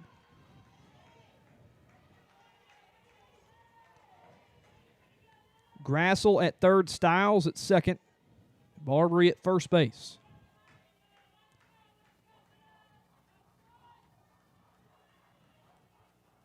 Two-one. Line up the middle. Nice play on the backhand by the second baseman, Pickens. And if that one would have popped out of the glove, it had at least been 1 run scored for State, but it does not. Throw to second in time. A 4-6 fielder's choice to end State's scoring threat, but the Bulldogs do walk a run home, and they are able to tie the ball game at 1. Bulldogs leave the bases loaded, but they score 1 run on no hits, no errors. And again, left the bases loaded, 3 left on base. Mississippi State has made this thing a brand new ball game as we head to the bottom half of the 4th inning here in Oxford. 1-1 the score here in Game 2. Peja Gould back out in the circle for Mississippi State. She'll face 4, 5, and 6 George, Reasoner, and Connors in the Ole Miss order when we come back in the bottom of the 4th. 1-1 our score here in Game 2 in Oxford. Back in just a moment. This is Mississippi State Softball on the Bulldog Student Sports Network in Learfield. Ever imagine one company could transform how you live and work? With C-Spire, you're connected with advanced technology that enhances everything you do. How you order your morning coffee. Order my usual. How you secure your company's data. Even how you implement AI to increase productivity. And next quarter is looking even better. Giving you the confidence and control to accelerate business growth. There's more to see. C-Spire. Customer inspired. Southern Ag Services and Alliance Ag Risk Management have deep roots in the farming communities of Mississippi and the Mid-South. Using crop insurance and research-based agronomy, our strategies will minimize your production risks and maximize your economic returns. Partnering with us ensures you'll get years of farming experience and local successes to help you make solid decisions.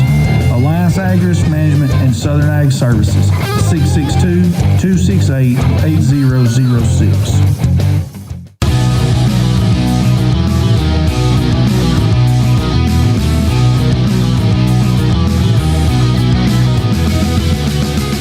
Welcome back to the Bulldog Student Sports Network on Learfield. To the bottom of the fourth we go here in Oxford. Mississippi State adds one run in the fourth inning and has tied the ball game up 1-1 here in Game 2. Peja Gould back out in the circle for Mississippi State. She'll face off against the 4-spot hitter for Ole Miss in Maddie George. George grounded into a double play back in the first inning. She's still looking for her first hit of the weekend here. Gould through 3 innings now. Only the one hit, which was way back in the first inning to start off Ole Miss, and it was the solo homer. 1 walk, has hit 2 batters, but 3 strikeouts, has been able to work around some runners on. Quickly the count 2-0 on George. Here's the pitch. This one misses inside, and the count now 3-0. George collectively 0 for 4 now this weekend. Looking to reach for her first time. Good count to do it on. The 3-0 catches the outer half, and now the count 3-1.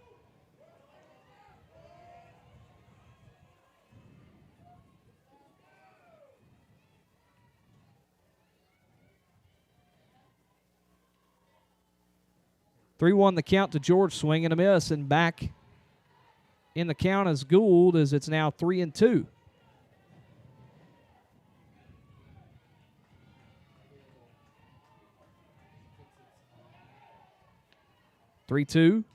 Swinging a foul ball, and she'll stay alive in the count. Might have mentioned this earlier, but that 0 for 3 night last night from George, a hat trick, 3 strikeouts, ended a 12-game reach base streak. She is the reigning SEC and National Freshman of the Week, but has had a tough draw so far against MSU. 3-2 on the outside corner, strike 3. Froze up George. She strikes out for the 4th time this weekend as she heads back to the dugout frustrated. 1 out here in the bottom of the 4th inning. Now Cassie Reesner will stand in for Ole Miss. First pitch to her, a swing and a miss for strike 1. So 0-1 the count on Reesner.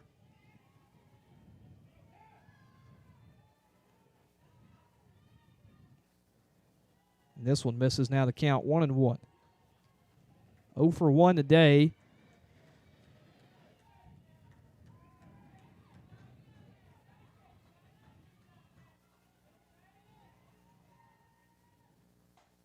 Hard grounder over towards third, off the glove of Barbary in fair territory. Pops back to third base, like right beside the bag, and it'll be an infield single for Reesner. All 2 now, both of her hits this weekend have come on infield singles, and the Rebels have a base runner here with 1 out in the bottom of the 4th inning. Now Ole Miss will look to Rachel Connors.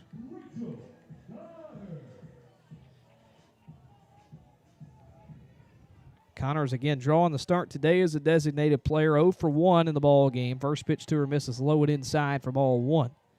Struck out back in the second. One of the 4 strikeout victims in the ball game for Peja Gould. 1-0. Misses away, ball 2. State does have some arms loosening in the bullpen.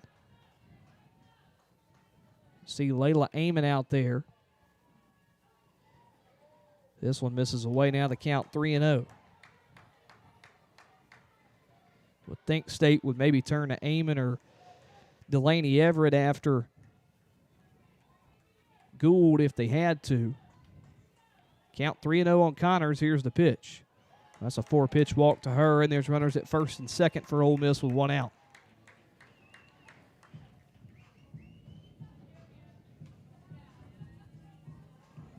I think Ole Miss is going to make a move on the base paths.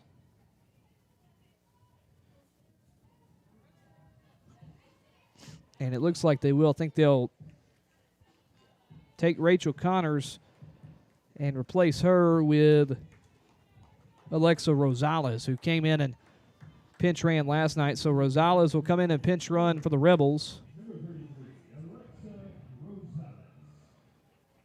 First and second for Ole Miss with 1 out, a tie ball game, 1-1.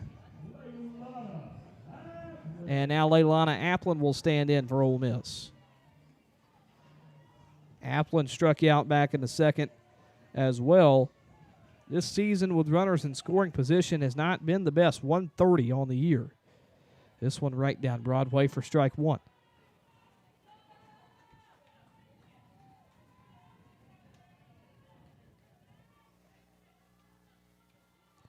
So back-to-back innings now where Rebels have put some pressure on Peja Gould and Mississippi State. This one in there called strike two. And we left a couple on in the fourth. Or rather the third, excuse me. This one fouled down the line, and the count will stay at 0-2. Rather left one stranded at first. In the third, just have, first and second there in the third. So have left a couple stranded last half inning, and looking to not do that here. State wants to have that happen. This one a foul ball, and off the gear of Rivera. Count stays where it is, 0-2.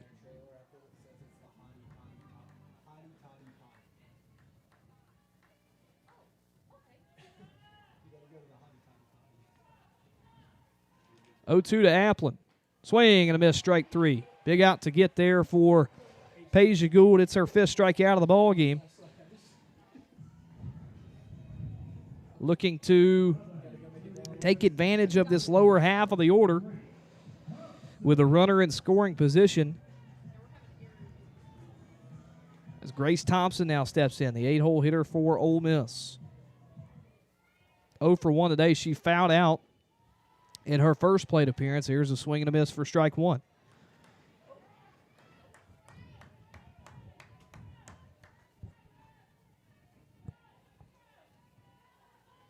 A 1 the count to Thompson. Runners at first and second and 2 outs. Here's the pitch, misses away, ball 1. And count evens up.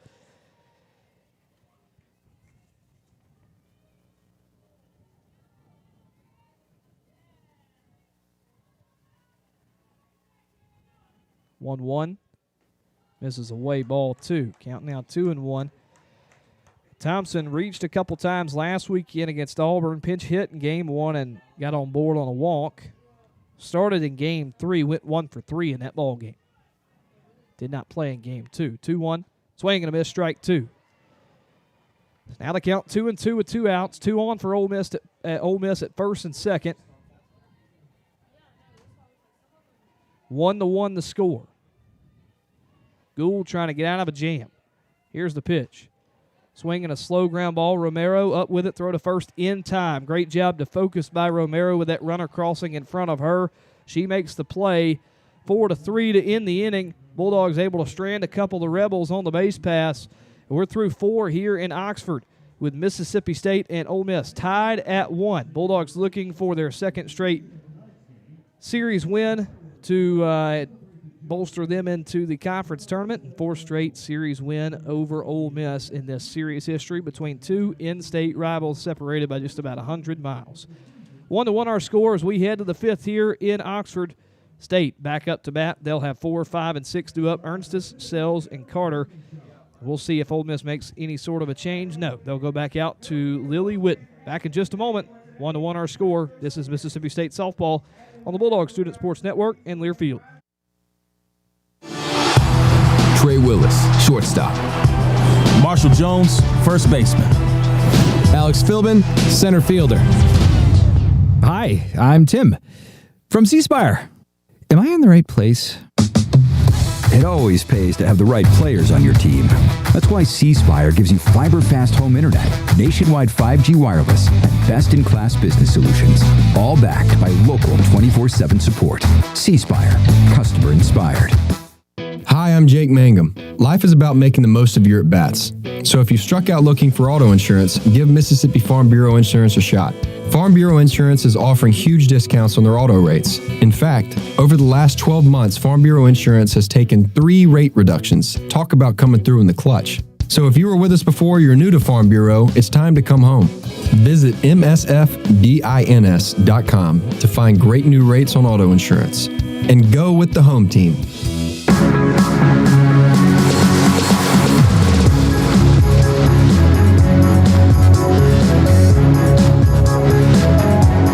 Welcome back to the Bulldog Student Sports Network on Learfield. We head to the 5th inning here in Oxford. Our game 2 tied at 1. Mississippi State trying to take the series from the Rebels, continuing their in-state dominance over their foes from Oxford. Paige Ernstis will lead off the inning for Mississippi State against Lily Witten, who stays out in relief for Ole Miss.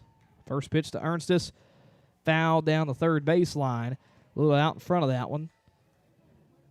The count now 0-1. So it's officially the end of the day for Aycock as her book is closed. Went 3 2/3 in this start for Ole Miss. 3 hits given up, gave up 1 earned run, 6 walks, 1 strikeout. Faced 20 Bulldog batters. That's now they turn to Witten. 0-1. Catches the outer half, and the count now 0-2.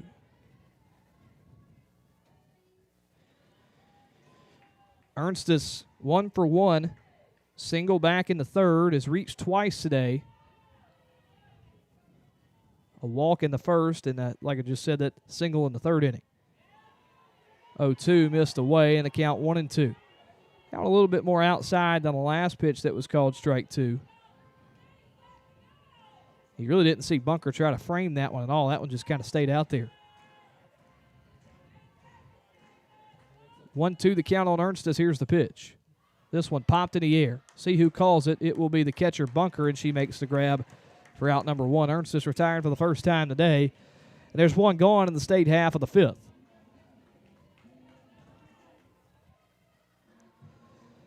So State will go to Kiara Sells now.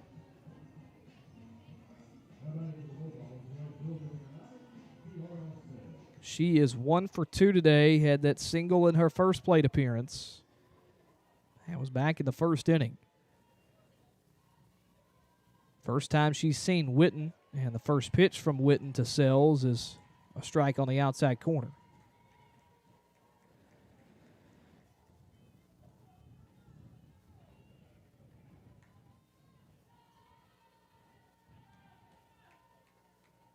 (0-1). Misses low, ball 1, and the count evens at 1-1.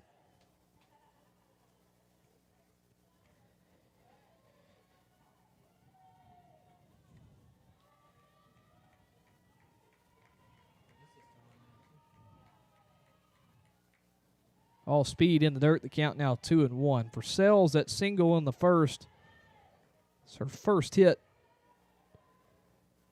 since the A&M series. Had a hit in game 3 against A&M. That was her first hit since then, earlier there in the first. 2-1. Misses away, ball 3.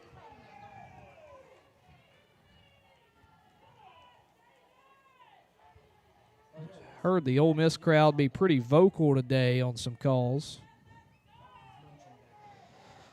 It's the count now 3-1 on Sells, trying to reach for 1 out here. Here's the pitch. Misses high, ball 4. And so Sells draws a walk. For her, it's the second time she's reached today. And Mississippi State has a runner aboard with 1 out. Bulldogs did that last half inning, and they were able to come around and score.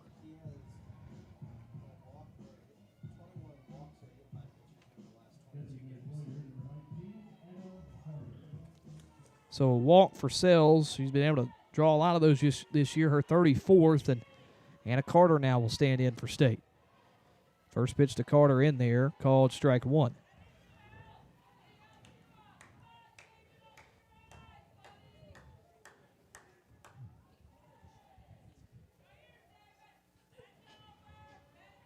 So 0-1 the count. Sells at first base. Carter looking for her first hit. 0 for 2 today. This one misses high. Count now 1-1. Only one season of action for Whitnett, Missouri. That was in 2024. Had a 1.18 ERA, 11 appearances. Transferred to Ole Miss last year. Had to sit out the season, though. As I mentioned, this one fouled hard over the Ole Miss dugout for strike two. Had to sit out last year here in Oxford. She transferred during the winter and couldn't play due to transfer rules.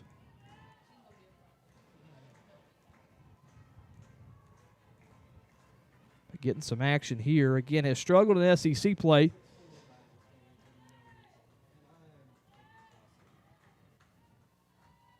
Looking to right the wrongs here in this series. 1-2. There's strike three. And Carter a little confused about that as well and trying to understand if that was called a strike three or if it was on the swing. She did check her swing, but I think home plate umpire said it was a strike to begin with. And so, yeah, because she checked her swing 100%, so looking like that was just a called strike three. So now 2 gone in the inning and a runner at first for State. Morgan Bernardini will stand in. First pitch to her, misses outside, ball 1.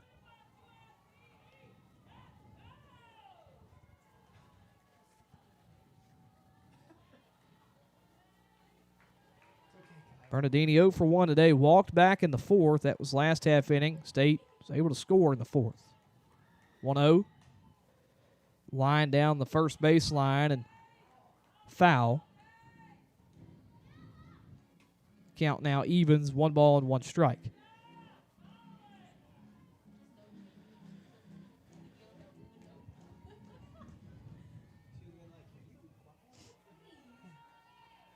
State has had a base runner aboard every inning in this game. They have threatened last night. Looking to continue their good work here. 1 for 1, or 1-1 the count. Grounder over towards second base. Pickens up with it. Throw to first in time. There's out number 3. So State unable to score. Again, they get a base runner to reach. But the Rebels do strand her. For State, it's no runs on, no hits, no errors, and 1 left on base for the Bulldogs. As now it's stretch time here in Oxford. Bottom of the 5th we go. 1-1 our score. Just been a pitching and defense all weekend long here. Now as we move the bottom of the 5th, only 3 runs combined in this series so far. Interesting to see that too, because coming into the weekend you had this Ole Miss offense that had been hot and has been good all season.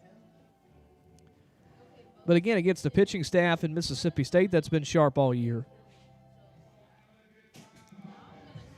And then on the flip side, you've had Ole Miss pitching staff and defense that has not been great all year.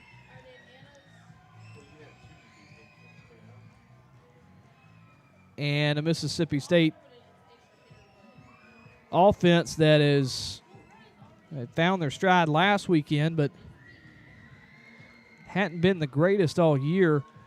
But again, it's just been kind of 2 situations you kind of expected State maybe to have some more success offensively with the Ole Miss pitching staff and defense not being as good, and then maybe even though State does have that great pitching staff, expected some more from Ole Miss, but they've again only scored 1 run so far in this series and had only 3 combined hits.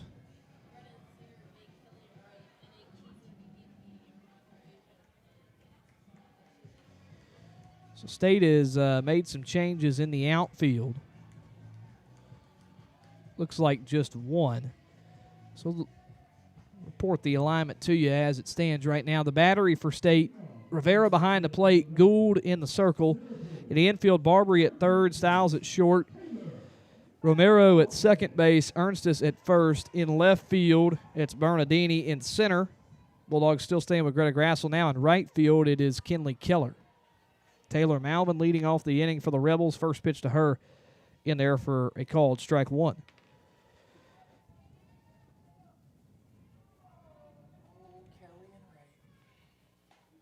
Now a ground ball back to Gould. Throw over to first in time. 1-3 put out. First 1-3 put out for State this weekend.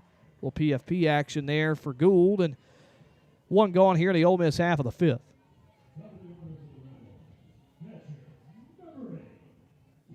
So now the lineup will flip over to the catcher in the leadoff spot, Kennedy Bunker, responsible for the only run of the series for Ole Miss. Had that solo home run back in the first inning. 0-0 to her. An all-speed pitch that just misses for ball one. She has reached twice. That homer in the first and then hit by pitch in the third. How quickly ahead in the count 2-0 as this one misses away and in the dirt.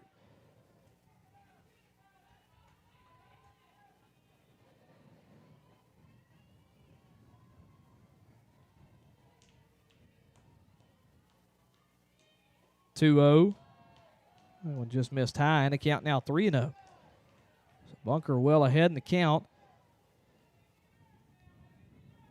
3-0 now, trying to again reach for her third time today. 3-0 misses ball four, so a 4-pitch walk there for Gould. Her third walk she's registered in the ball game. And Ole Miss has a runner aboard with one out in the bottom of the fifth inning. And now that'll bring up Mackenzie Pickens for Ole Miss. Pickens has also reached twice in this game. A walk in the first and a hit by pitch in the third. First pitch misses inside. There's ball one.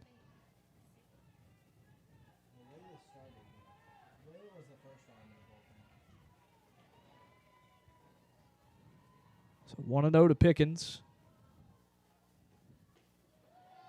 This one misses. Now the count 2-0. So 6 straight balls now for Peja Gould. Hope she can find the zone here. 2-0 now. That one right down the middle. So there's a strike from Gould to break the streak of 6 straight balls.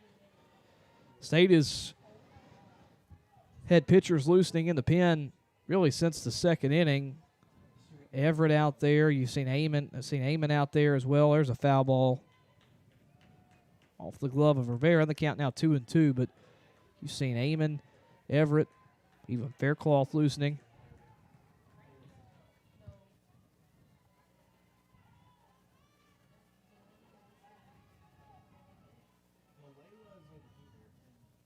Now time called behind the plate.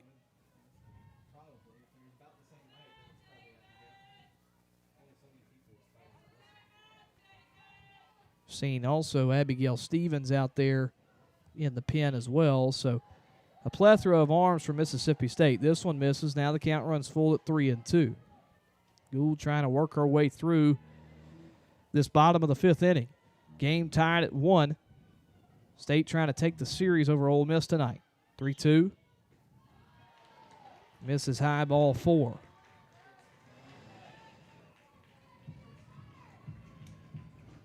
And so now that'll bring up Percy Yamas. Back-to-back walks for Gould.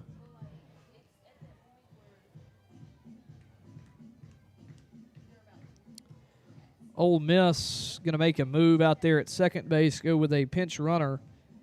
It'll be Izzy Rediger.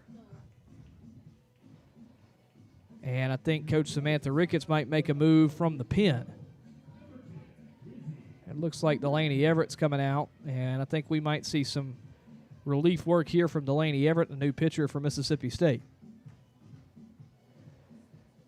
So the Bulldogs will make the change. That's it for Peja Gould. She will be responsible if those two come around the score for the runners at first and second base. But her time in the circle is done as she heads back to the bullpen, or excuse me, to the dugout, as Delaney Everett comes in from the bullpen. And so for Mississippi State, it's the first reliever that they worked to here this series. Everett didn't play for a majority of the beginning of the season. I mean, started the season off hurt, so didn't play, but has pitched a lot for Mississippi State over the past couple of SEC series. Her last appearance came in Game 3 against LSU. Worked an inning and a third of scoreless relief. Didn't allow a hit. Didn't walk a batter either. Did hit one, but it was, again, an inning and a third of scoreless relief for Everett. On the year, a clean ERA, has not had a run scored against her. This will be her 9th appearance. 10 innings pitched this year, 6 hits given up. Again, no earned runs. No runs have scored while she's been in the game. 4 walks, only 1 strikeout, but has been a real pitch-to-contact pitcher and has been good here late for Mississippi State.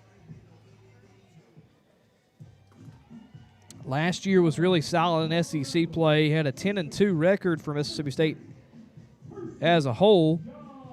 Led the SEC last year, only 8 walks in SEC play. So it was really solid for Mississippi State alongside of Raylan Chafin last year. She'll come in and face Percy Yamas with 1 out, runners at first and second. The first pitch from Everett to Yamas is fouled back for strike 1. Yamas 0 for 2 today, a strikeout in the first, ground out in the third.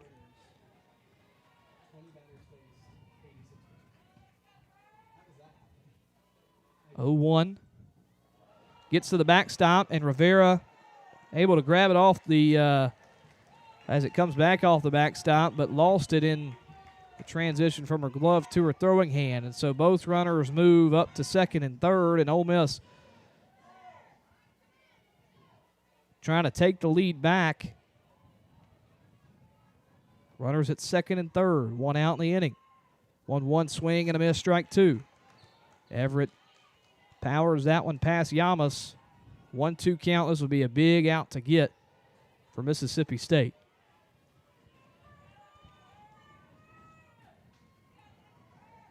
One, 2. Swing and a foul ball off the netting above the Ole Miss bench. And a count will stay where it is.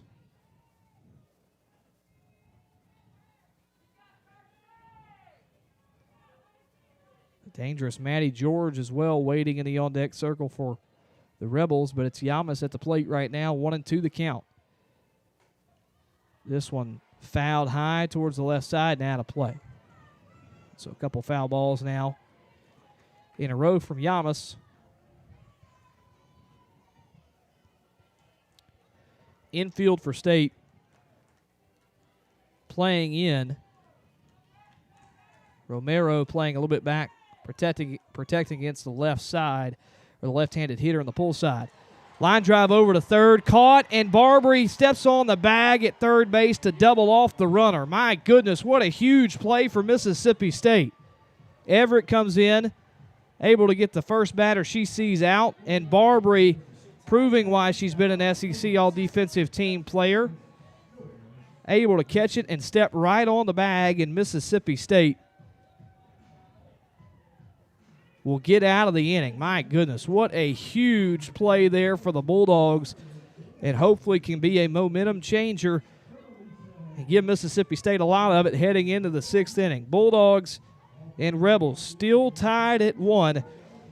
Mississippi State with some momentum defensively. Let's see if they can turn that into some offensive success. 8-9-1 due up for Mississippi State. We'll see if they make any changes, but for right now, that's Rivera, Grassel, and Stiles, and they will go up again against Lily Witten. Back in just a moment. This is Mississippi State softball on the Bulldog Student Sports Network in Learfield.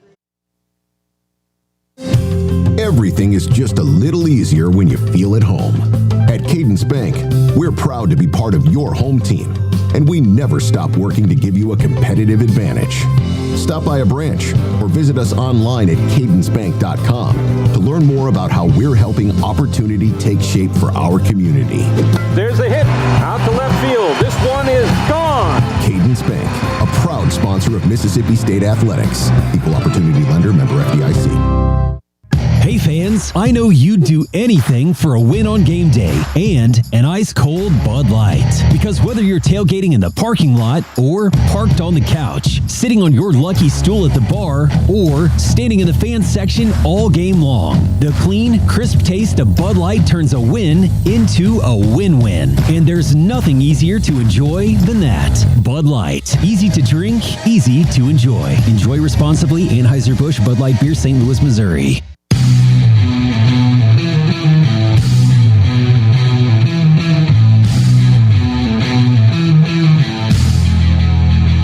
Welcome back to the Bulldog Student Sports Network on Learfield. I'm Ty Goldman. We head to the top of the 6th inning as Mississippi State and Ole Miss are tied at 1. Des Rivera leads off the inning. First pitch to her, a strike from Lily Witten. In her 3rd inning of work right now. Came in relief back in the 4th. Worked a scoreless 5th, and now ahead in the count on Rivera 0-2.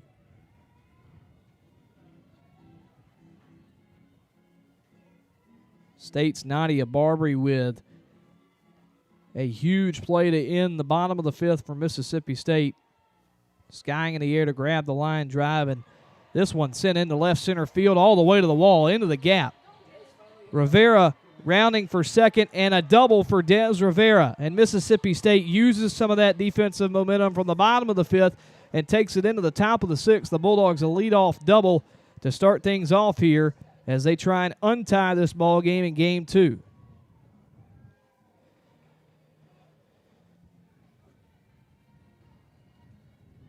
That one solidly hit. And State's hit them solidly all ball game, but again, have just not been able to miss Ole Miss gloves, but that time they do. 4th hit of the game for State. For Rivera, her 2nd hit of the series. Greta Grassel now stands in. This one blooped down the left field line and tails foul. But again, Barbary at leaping grab to catch the line drive, steps on the bag at 3rd to double them off. State's turned 2 double plays tonight, none bigger than that one. 0-1 the count on Grassel, nobody out. Rivera at 2nd after the leadoff double into left center. Soft grounder over towards 3rd. It will trickle foul.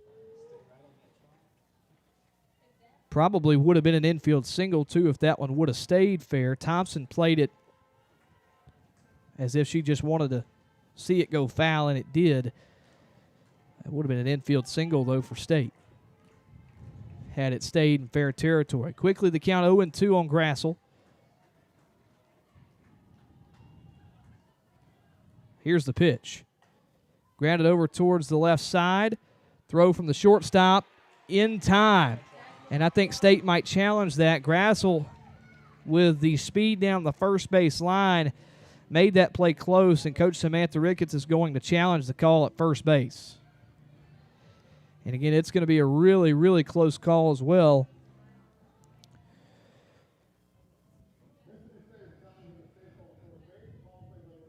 As the Bulldogs now will use the challenge, their first challenge used of the series. Hopefully we'll get to see a replay of this, but seemed like that was a really close play there at first. I get a replay here on the video board. It looked like she beat it on the video board. Now another look. I mean, it looks very close. I mean, maybe about a half a step of difference. I would think from what we're looking at up here in the press box, she might be out. And again, like I said, I mean, I'm talking half a step.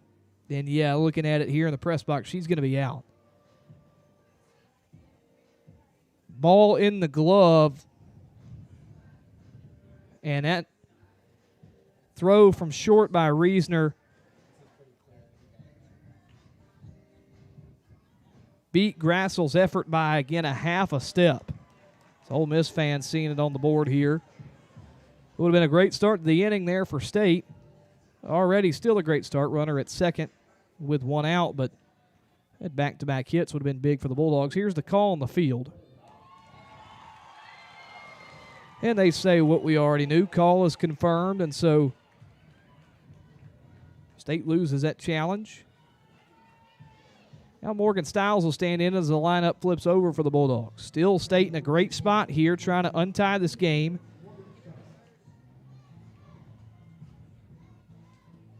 Now Jamie Traxel coming out of the bullpen, or out of the dugout, excuse me, and Ole Miss may make a move towards the bullpen here. And I think they will. They've had some pitchers up and moving. I know they had Boyer early moving. They had Peyton Kennedy as well. Kennedy hadn't seen much action in SEC play. I would think they would go with Emily Boyer, as this is going to be the end of the line for Lily Witten. And that will be number 7, Emily Boyer, coming into the ball game for Ole Miss. So Boyer will come in, the senior righty out of Harrisburg, South Dakota, spent 3 years at West Texas A&M with a career record of 69-10 and a 2.39 ERA before arriving here in Oxford at Ole Miss. Started last night, went a complete game, gave up 6 hits, only the 1 earned run. That was off the Kiara Sells home run in the second inning yesterday. 2 walks, had 7 strikeouts through 140 pitches. Morgan Stiles saw her 4 times last night, so State's got to be confident, at least in that they've now seen pretty much everybody in that Ole Miss bullpen. And again, State last night against Boyer had opportunities with runners on, 17 in fact, but couldn't come through. So Boyer will get the nod. Her ERA after that start last night at a dead even 4.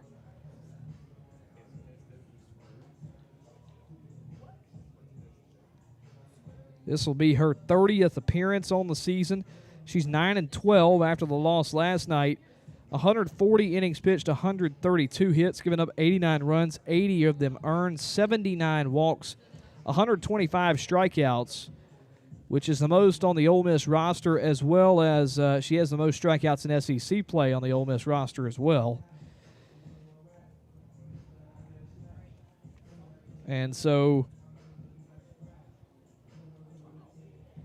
Mississippi State will see her again. And for Stiles, she'll see her for the 5th time now in this series. Saw her 4 times last night.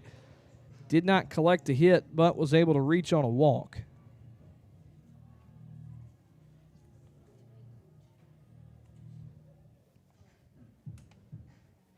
Stiles has already walked in this game as well, so now continues that reach base streak that she had coming into this weekend. It's now at 8.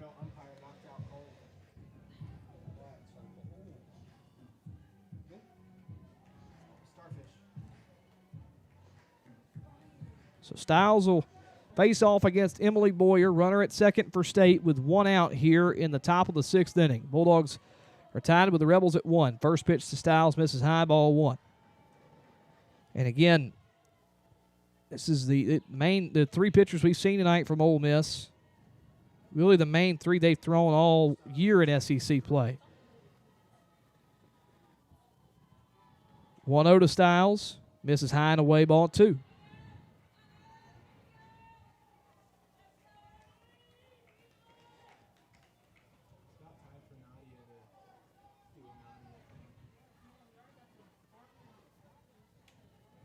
So good count to start on Stiles, 2-0.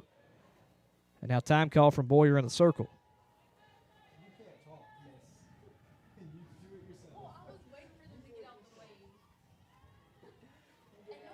Back to play. Here's the 2-0 right down the middle for strike 1. So Stiles sees one go by for a strike, and now see if she's ready to swing. So Stiles has driven in 18 this season, 5 RBIs in SEC play. This one catches the outer edge, and there's strike 2.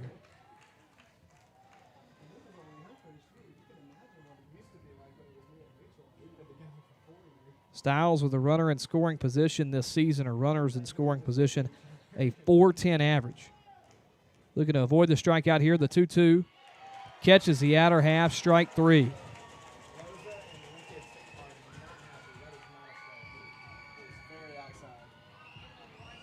So that one catches his own. The count 2-2. Good job from Bunker behind the plate to pull that one back. And 2 outs in the inning with a runner at second still as Nadia Barbary stands in for Mississippi State.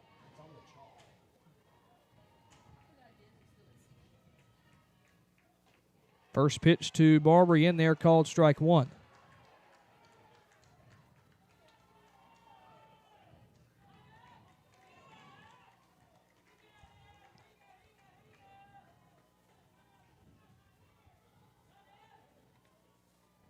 Barbary looking to come in clutch for State.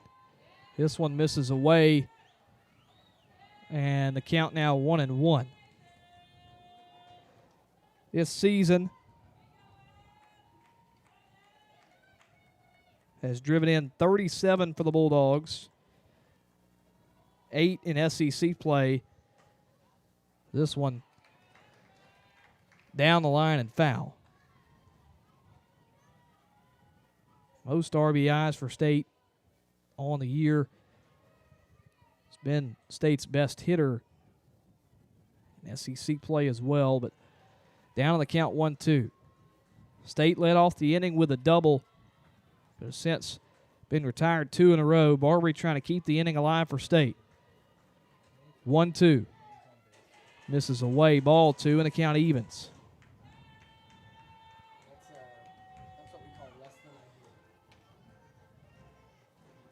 2-2 the count. Barbary has gotten it back to even. Runner at second with 2 outs. Tie ball game 1-1 in the top of the 6th inning.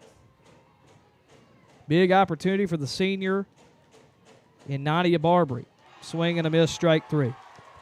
Bulldogs with the leadoff double, but nothing more. No runs on 1 hit, no errors, 1 left on base. That sends us to the bottom half of the 6th inning. 1-1 our score. Mississippi State strands another, and Ole Miss will come to the plate with 4, 5, and 6 up. George, Reasoner, and Rosales against Delaney Everett of Mississippi State. Back in just a moment as it's 1-1 here as we hit the bottom of the 6th in Game 2 in Oxford. State looking for the series win over the Rebels. Back in just a moment. This is Mississippi State Softball on the Bulldog Student Sports Network and Learfield. Ever imagine one company could transform how you live and work? With C Spire, you're connected with advanced technology that enhances everything you do. How you order your morning coffee. Order my usual. How you secure your company's data. Even how you implement AI to increase productivity. And next quarter is looking even better. Giving you the confidence and control to accelerate business growth. There's more to see. C Spire. Customer inspired. Southern Ag Services and Alliance Ag Risk Management have deep roots in the farming communities of Mississippi and the Mid-South. Using crop insurance and research-based agronomy, our strategies will minimize your production risks and maximize your economic returns. Partnering with us ensures you'll get years of farming experience and local successes to help you make solid decisions. Alliance Ag Risk Management and Southern Ag Services, 662-268-8006.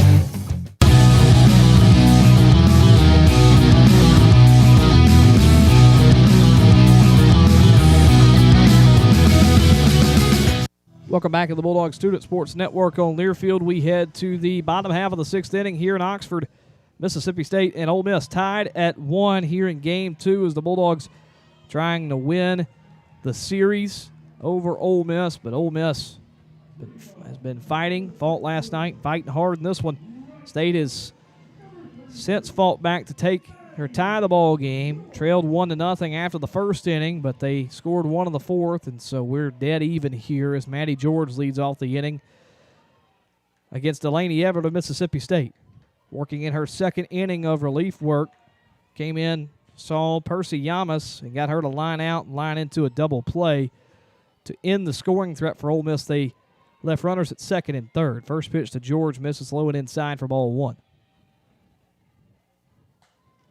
This one hit out to left, and it is foul into the Rebel bullpen. So the count now 1-1. That one was given a good ride. Wasn't hit long enough to get out of here if it was fair. George has hit 21 home runs on the season, has driven in 56. 1-1. Fouled. Back to the screen behind home plate. The count now 1-2. Freshman of the Year watch list for George.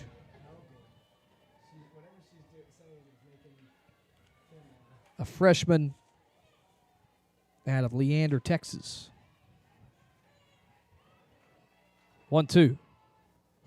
This one misses high and away from the glove of Rivera. Count now 2-2.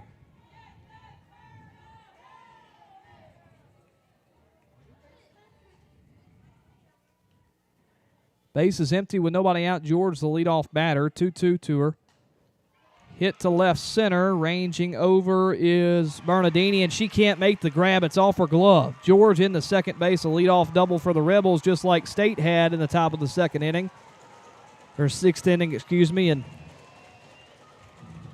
Rebels trying to untie this ball game here in the bottom of the sixth inning. Looks like Ole Miss will go to a pinch runner.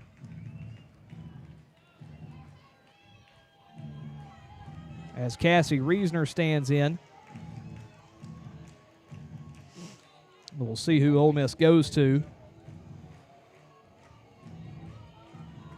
Bernardini just had that one go off the glove. Ole Miss will go to Tinley Grisham, the junior out of Philadelphia, Mississippi. And so she will represent the go-ahead run here in the bottom of the sixth inning. State having a meeting in the circle, their infield and battery talking. Cassie Reesner going to stand in for Ole Miss. Reesner 1 for 2 today, has had a hit in each of the ball games here this weekend. Both have been infield singles. Reesner on the season has driven in 30 for Ole Miss. 6 in SEC play. Showing bunt here, lays it down the third. Barbary throw over to first in time, but Reesner does her job. A sacrifice bunt moves Grisham over to third base, and there's a runner and the go-ahead runner 60 feet away for the Rebels with one out. Here in the bottom of the sixth, and see if Ole Miss goes to a pinch hitter. No, they're just re-entering Rachel Connors, and so Rachel Connors will get to grab a bat again here.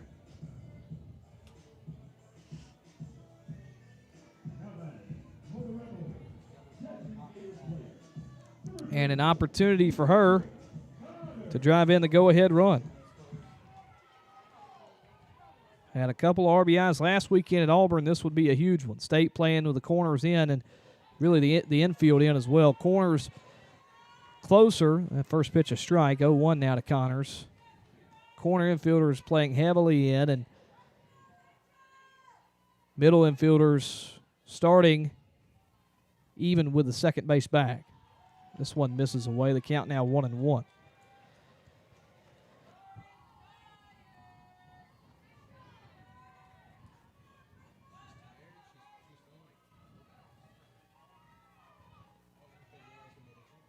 One from Everett. Right down the middle for strike two.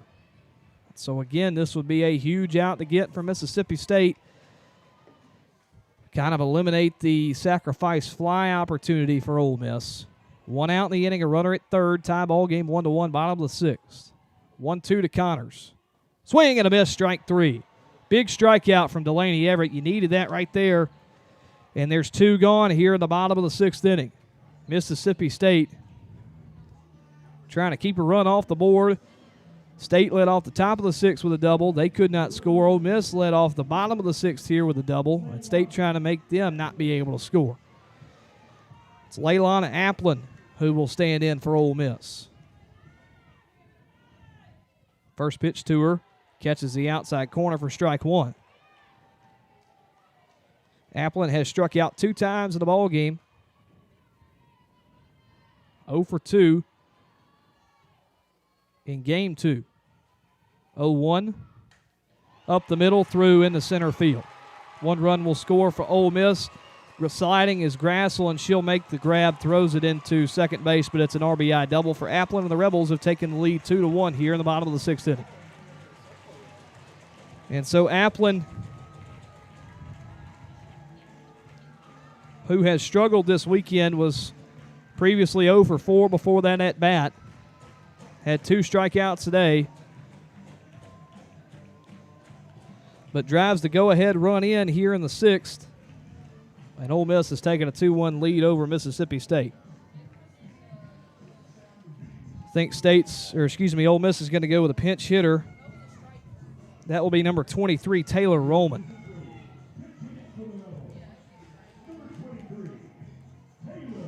And so Taylor Roman will come in to hit for Ole Miss here. They have the lead, looking to add more. Still a runner in scoring position.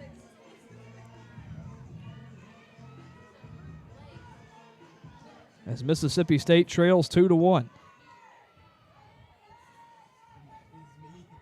Roman last night went 0 for 2, struck out twice to Alyssa Faircloth. First pitch to her, she fouls off of her foot for strike 1.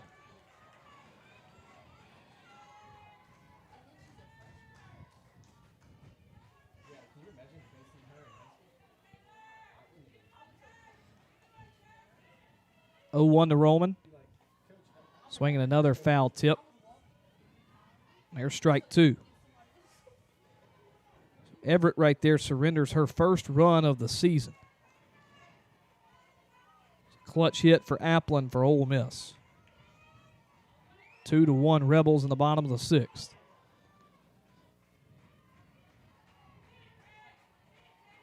The 0-2. Misses high ball 1. Everett still ahead in the count. Bulldogs will have to at least score 1 in the 7th to keep this thing alive. They will be in the middle of their order 3, 4, and 5. Romero, Ernstis, and Sells. Count 1-2 on Roman. 2 outs and a runner at second. This one fouled and had a play above us here in the press box.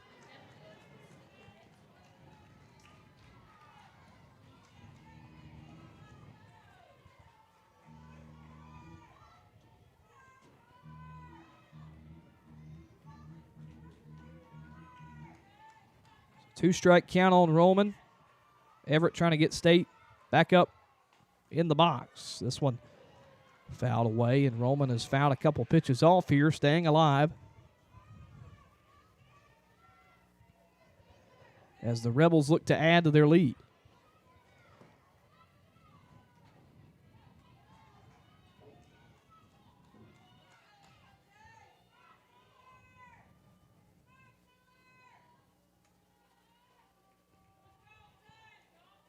Time called. Now Everett will toe the rubber.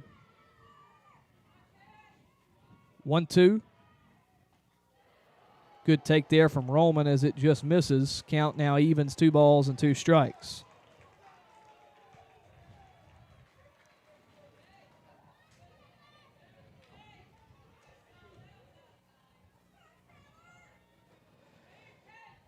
State trying to get out of the inning. The 2-2. Hit hard down the third baseline and foul once again. And so Roman continuing the battle here.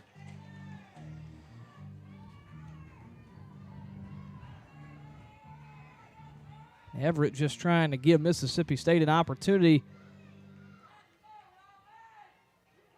in the 7th with only 1 run to make up for. 2-2 again to Roman. Swinging another foul ball back to the net. It's been a heck of a at-bat from Roman off the bench. One of the hardest things to do in all of softball and baseball as well. He come in late in the ball game and pinch hit when you haven't seen anything and been sitting around in that dugout for a couple of hours. She's battled here. Count even at 2-2 with 2 outs in the inning, a runner at second. This one hit in the air to shallow right. In on it is Keller. She calls off Romero, makes the grab for out number 3.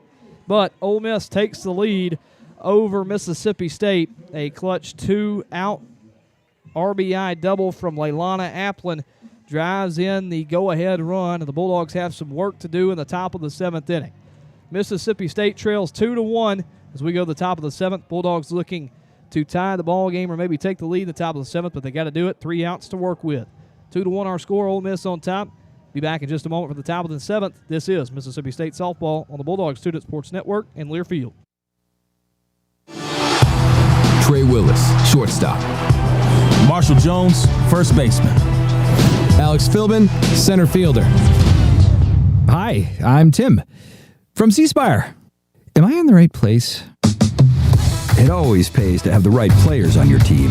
That's why C Spire gives you fiber-fast home internet, nationwide 5G wireless, and best-in-class business solutions, all backed by local 24/7 support. C Spire, customer inspired.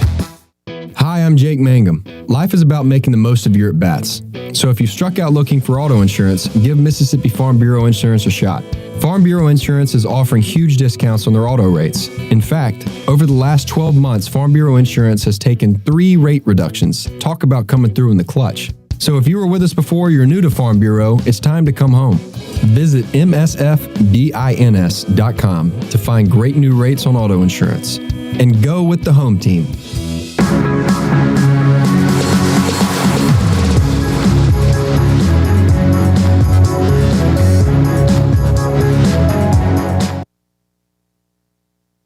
Welcome back to the Bulldog Student Sports Network on Learfield. We head to the top half of the 7th inning with the Bulldogs trailing Ole Miss 2-1. Mississippi State has made a couple of comeback wins this season, but looking to do so here. Got to add at least one, as Ole Miss had the clutch 2-out double from Leilani Applin in the 6th, so they've taken a 2-1 lead. Zion Romero due up for State to start at 3-4-5 against Emily Boyer. First pitch to Romero, misses away for ball 1. Romero 0 for 3 today.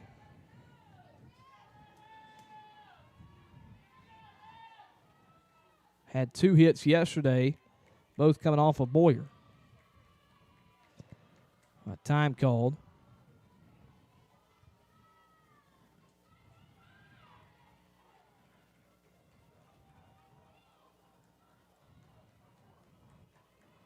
(1-0) to Romero.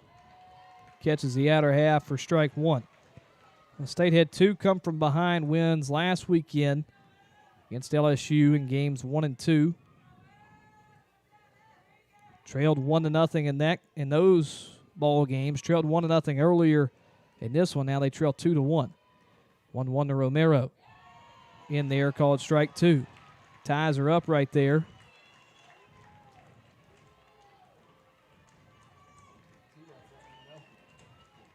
Eight come from behind wins for Mississippi State this season.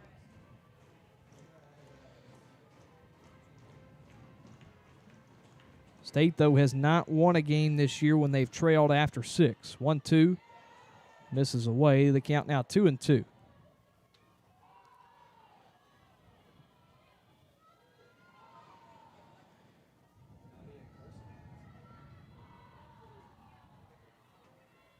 So 2-2 the count. Nobody on, nobody out here in the top of the 7th. This one nearly hits Romero.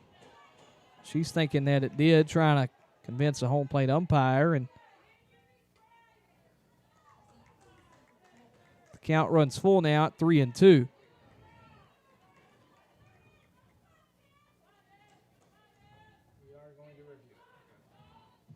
Well, State's going to actually review this.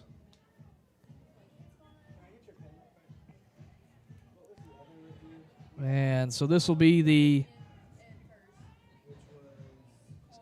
second review for Mississippi State. They had another one earlier. That was last half inning where they reviewed if Grassel was safe at first base. Call went the way of Ole Miss.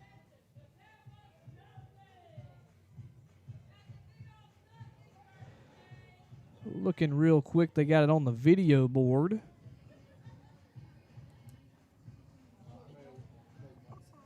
I don't think that hit Romero, at least from what I'm looking at.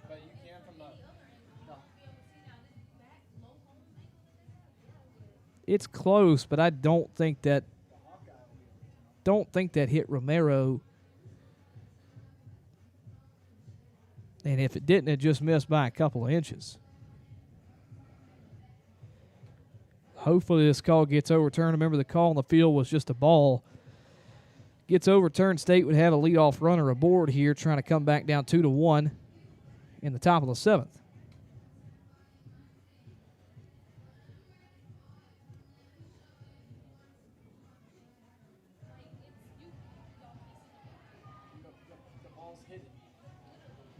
I think you really can't tell, too. I don't know if they'll be able to.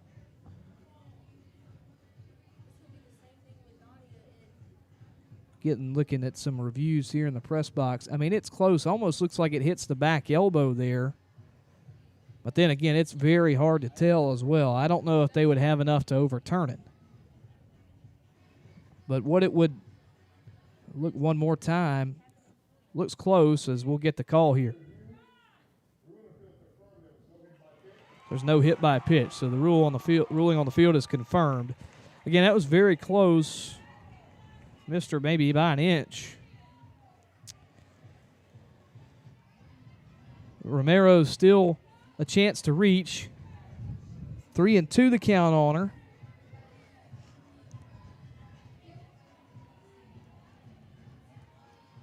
There's nobody out here in the State half of the 7th. They trail 2-1. Here's the pitch to Romero. Sent out to right field. Back at the wall. Gone! Home run! Home run! Mississippi State has tied the ball game. Zion Romero on a 3-2 pitch sends it to opposite field, and the Bulldogs have tied it here in the 7th. Romero, her 6th home run of the season.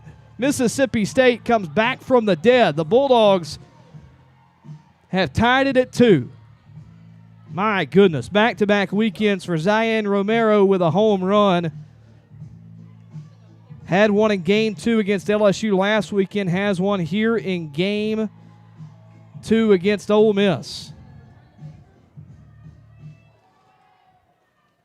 Ernst has tried to call time in the box, but that one misses for ball 1. So got to bring our focus back to the ball game. So ball 1 on Ernst. The State still an opportunity to take the lead here.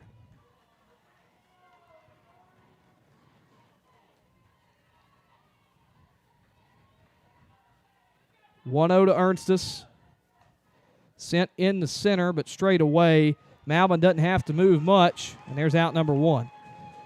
So Kiara Sells will stand in with nobody out, one out and one on. I'll get it right eventually. 1 out, nobody on in the top of the 7th inning. Tie game at 2. Man, just can't speak enough about the play of Zion Romero over the past couple of weekends. And she has been phenomenal for Mississippi State. First pitch of ball to Kiara Sells. Comes up clutch late here for the Bulldogs. Talked with Coach Ricketts about her play over the past couple of weekends, and she's happy about it. I'm sure she's happy about that last hit. So State has it tied at 2. 2-0 the count now on Sells. State looking like they're going to go to a pinch hitter here after Sells hopefully gets on base. This one catches is on the count 2-1, but after Sells, State looking to go to Gabby Schaefer.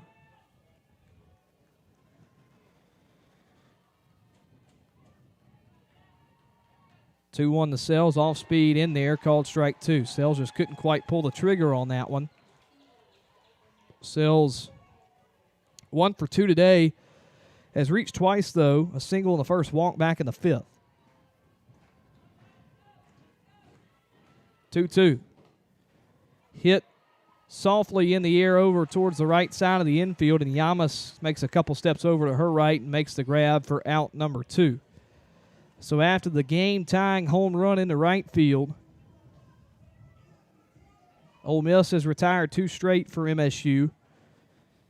Lineup change here for Mississippi State as Gabby Schaefer is going to come in and grab a bat for the Bulldogs. So State turns to the freshman. For Schaefer, it'll be her first at bat of the weekend here in Oxford. Pinch ran last night. Freshman out of Monroe, New York. .254 batting average on the year. 4 home runs, 9 RBIs. In SEC play, has added 2 hits with both of them being extra base hits, has a home run in SEC play. But getting an opportunity here. First pitch to her in there, called strike one. And again, this is one of the toughest things to do in all of softball. Come in off the bench late in the ball game and pinch hit. So she has going to have to do that here. 0-1 to Schaefer. Here's the pitch. Fouled back. And now quickly ahead is Boyer in the count now 0-2.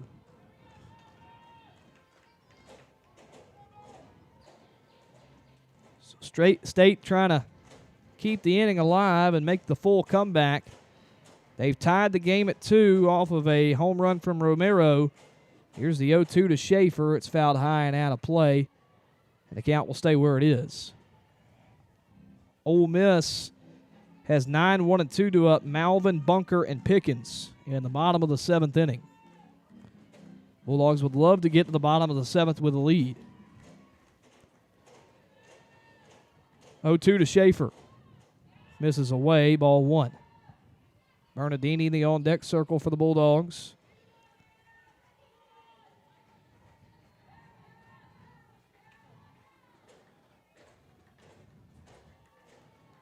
Two outs, nobody on.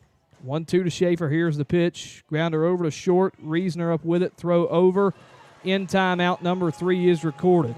But the Bulldogs able to tie the game here in the 7th. Zion Romero for Mississippi State leads off the inning with a home run, a solo home run to opposite field and right to tie the game at 2. We head to the bottom of the 7th here in Oxford. Mississippi State trying to send this thing to extras. Bulldogs tied with Ole Miss at 2 here in Game 2. Back in just a moment. A lot of late drama here in Oxford. Stay tuned with us. This is Mississippi State Softball on the Bulldog Student Sports Network in Learfield. What a matchup we've got, folks. Just nonstop action. The energy is electric and the fans are all in. An intense game like this calls for a Coca-Cola. Ah, crisp and refreshing. That's a game changer. Yeah, that taste scores every time. And just like that, they're back at it. Passionate fans and an ice-cold Coca-Cola. Now that's a winning combo. No matter the team, no matter the sport, everyone knows fan work is thirsty work. Enjoy a Coca-Cola. Bulldog fans, are you looking for the perfect weekend getaway? Look no further. Pearl River Resort in Choctaw, Mississippi offers the experience of a lifetime. World-class entertainment, unique shopping, and the ultimate in fine dining. And if that's not enough, hit the links at the world-renowned Azaleas and Oaks courses at Dancing Rabbit Golf Club and complete your stay in luxurious relaxation at the spa. Your exhilarating weekend awaits only at Pearl River Resort, where you'll be at the center of it all. Must be 21 or older.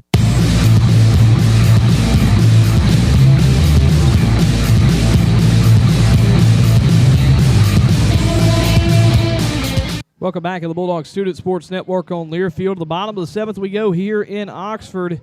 I'm Ty Goldman alongside you here at the Alyssa and Mark Bourne Stadium here. Tied at 2, Mississippi State with a solo home run from Zion Romero. As the Bulldogs went into the inning trailing 2-1 down to their final 3 outs, but Romero comes in clutch, a solo home run to tie the game, and so Mississippi State and Ole Miss move to the bottom of the 7th inning with State trying to send this thing to extras. Bulldogs have made a couple of changes in the field. Battery still the same. Everett in the circle, Rivera behind the plate. You've got Barbary at third, Styles at short, Romero at second, a change at first. It's Richardson at first base. In left field, it's Greta Grassel. In center field now, it's Kalani Sells. And in right field, it's Kiara Sells. And so, a couple of changes for Mississippi State. Got some time. Go through that one more time. Battery is Everett in the circle. Rivera behind the plate. Infield is Barbary at third. Styles at short. Romero at second. Richardson at first base now. That's the one change in the infield. And in the outfield, Grassel in left, Sells, Kalani Sells in center. And Kiara Sells in right field. 9-1-2 due up for Ole Miss. That's Malvin, Bunker, and Pickens. Malvin today, 0 for 2. Flew out in the third, grounded out in the in the 5th. Now, the 1 and 2 hitters, Bunker and Pickens, have reached in every opportunity today. First pitch to Malvin, slapped over towards the third base side and dribbles foul.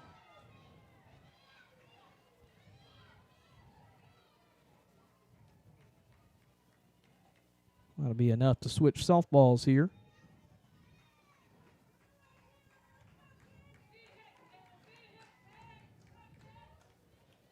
Malvin with her average 0 for 2, so her average down to 280. 400 hitter in leadoff spots this season.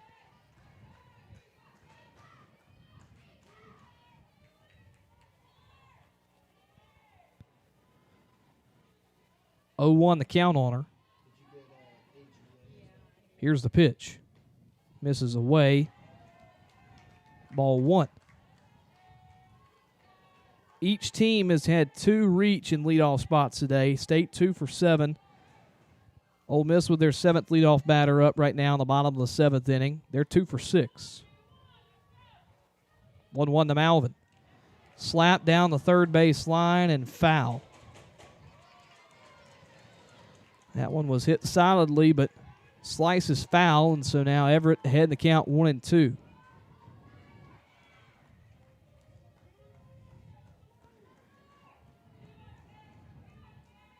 Everett in her 3rd inning of work.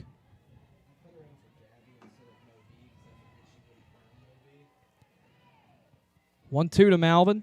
Grounded behind the plate and foul. Count will stay where it is. But in her 3rd inning of work, Everett has given up 2 hits, 1 earned run, which came in the 6th that gave Ole Miss the lead, and State took or tied the ball game. No walks and a strikeout for Everett. Leadoff batter in Malvin behind the count 1-2. Here's the pitch. In there, called strike 3. Second strikeout of the ball game for Everett. Has come in and looked sharp in relief for Mississippi State. Lineup flips over for Ole Miss. It's Kennedy Bunker who stands in for the Rebels. Bunker had that solo home run in the 1st inning that gave Ole Miss a 1-0 lead early. Has reached in all 3 plate appearances today. That home run in the 1st, hit by pitch in the 3rd, walk in the 5th. Big swing and a miss for strike 1 there as Everett gets ahead in the count.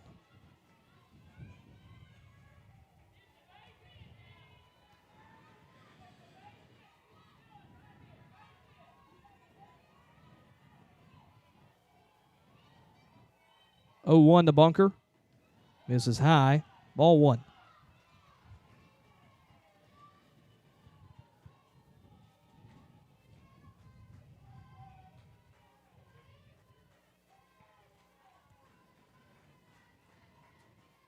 Base is empty with 1 out here. Tie ball game 2-2. 1-1.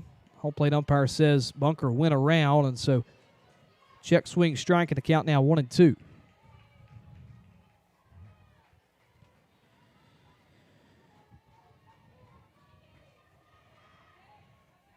Everett looking for back-to-back Ks. Here's the pitch.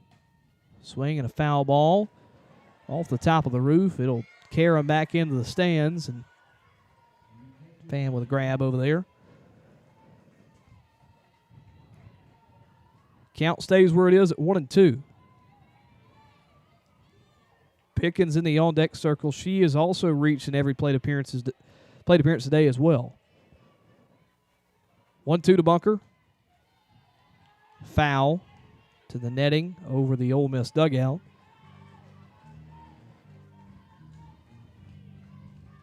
Count stays where it is at 1-2. Getting a little chilly late here in Oxford.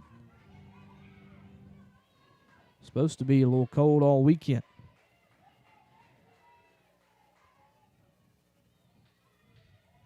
1-2 the count. This one hit to right. Back at the wall. It's gone. Walk-off home run for Ole Miss. State answers with a home run in the top of the 7th inning. Ole Miss answers back. Bunker hits her 2nd home run of the ball game, and Ole Miss has walked off Mississippi State 3-2 here in Game 2 and even the series up. My goodness. Bunker, again, with her second home run of the ball game, had one in the first and has one to end the game. And the Rebels have, again, evened the series against Mississippi State. Your final score, Ole Miss 3, Mississippi State 2. Tough loss for Mississippi State. With the loss, Mississippi State falls to 37-16, 9-14 in SEC play. Ole Miss 31-23, 5-18 in conference play. Rebels with a walk-off home run. It's Bunker who sends this one out of here, and Ole Miss wins 3-2 in Game 2 over Mississippi State, forcing a rubber match against between the two tomorrow at 2 p.m. Central Time here in Oxford. We'll be back in just a moment for the post-game show. Ole Miss wins 3-2 on a walk-off home run here in the 7th. They win 3-2 in Game 2 over Mississippi State. Back in just a moment. This is Mississippi State softball on the Bulldog Student Sports Network in Learfield. Everything is just a little easier when you feel at home. At Cadence Bank, we're proud to be part of your home team, and we never stop working to give you a competitive advantage. Stop by a branch or visit us online at cadencebank.com to learn more about how we're helping opportunity take shape for our community. There's a hit out to left field. This one is gone. Cadence Bank, a proud sponsor of Mississippi State Athletics. Equal opportunity lender, member FDIC.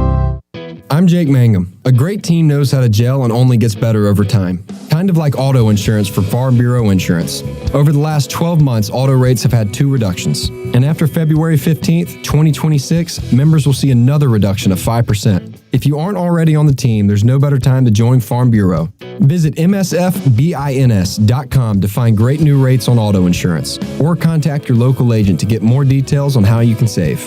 Go with the home team, go with Farm Bureau. Ever imagine one company could transform how you live and work? With C-Spire, you're connected with advanced technology that enhances everything you do. How you order your morning coffee. Order my usual. How you secure your company's data. Even how you turn your backyard into your personal movie theater. Start movie night. Own your day on the network for connected living. There's more to see. C-Spire. Customer inspired. What a matchup we've got, folks. Just nonstop action. The energy is electric and the fans are all in. An intense game like this calls for a Coca-Cola. Ah, crisp and refreshing. That's a game changer. Yeah, that taste scores every time. And just like that, they're back at it. Passionate fans and an ice-cold Coca-Cola. Now that's a winning combo. No matter the team, no matter the sport, everyone knows fan work is thirsty work. Enjoy a Coca-Cola.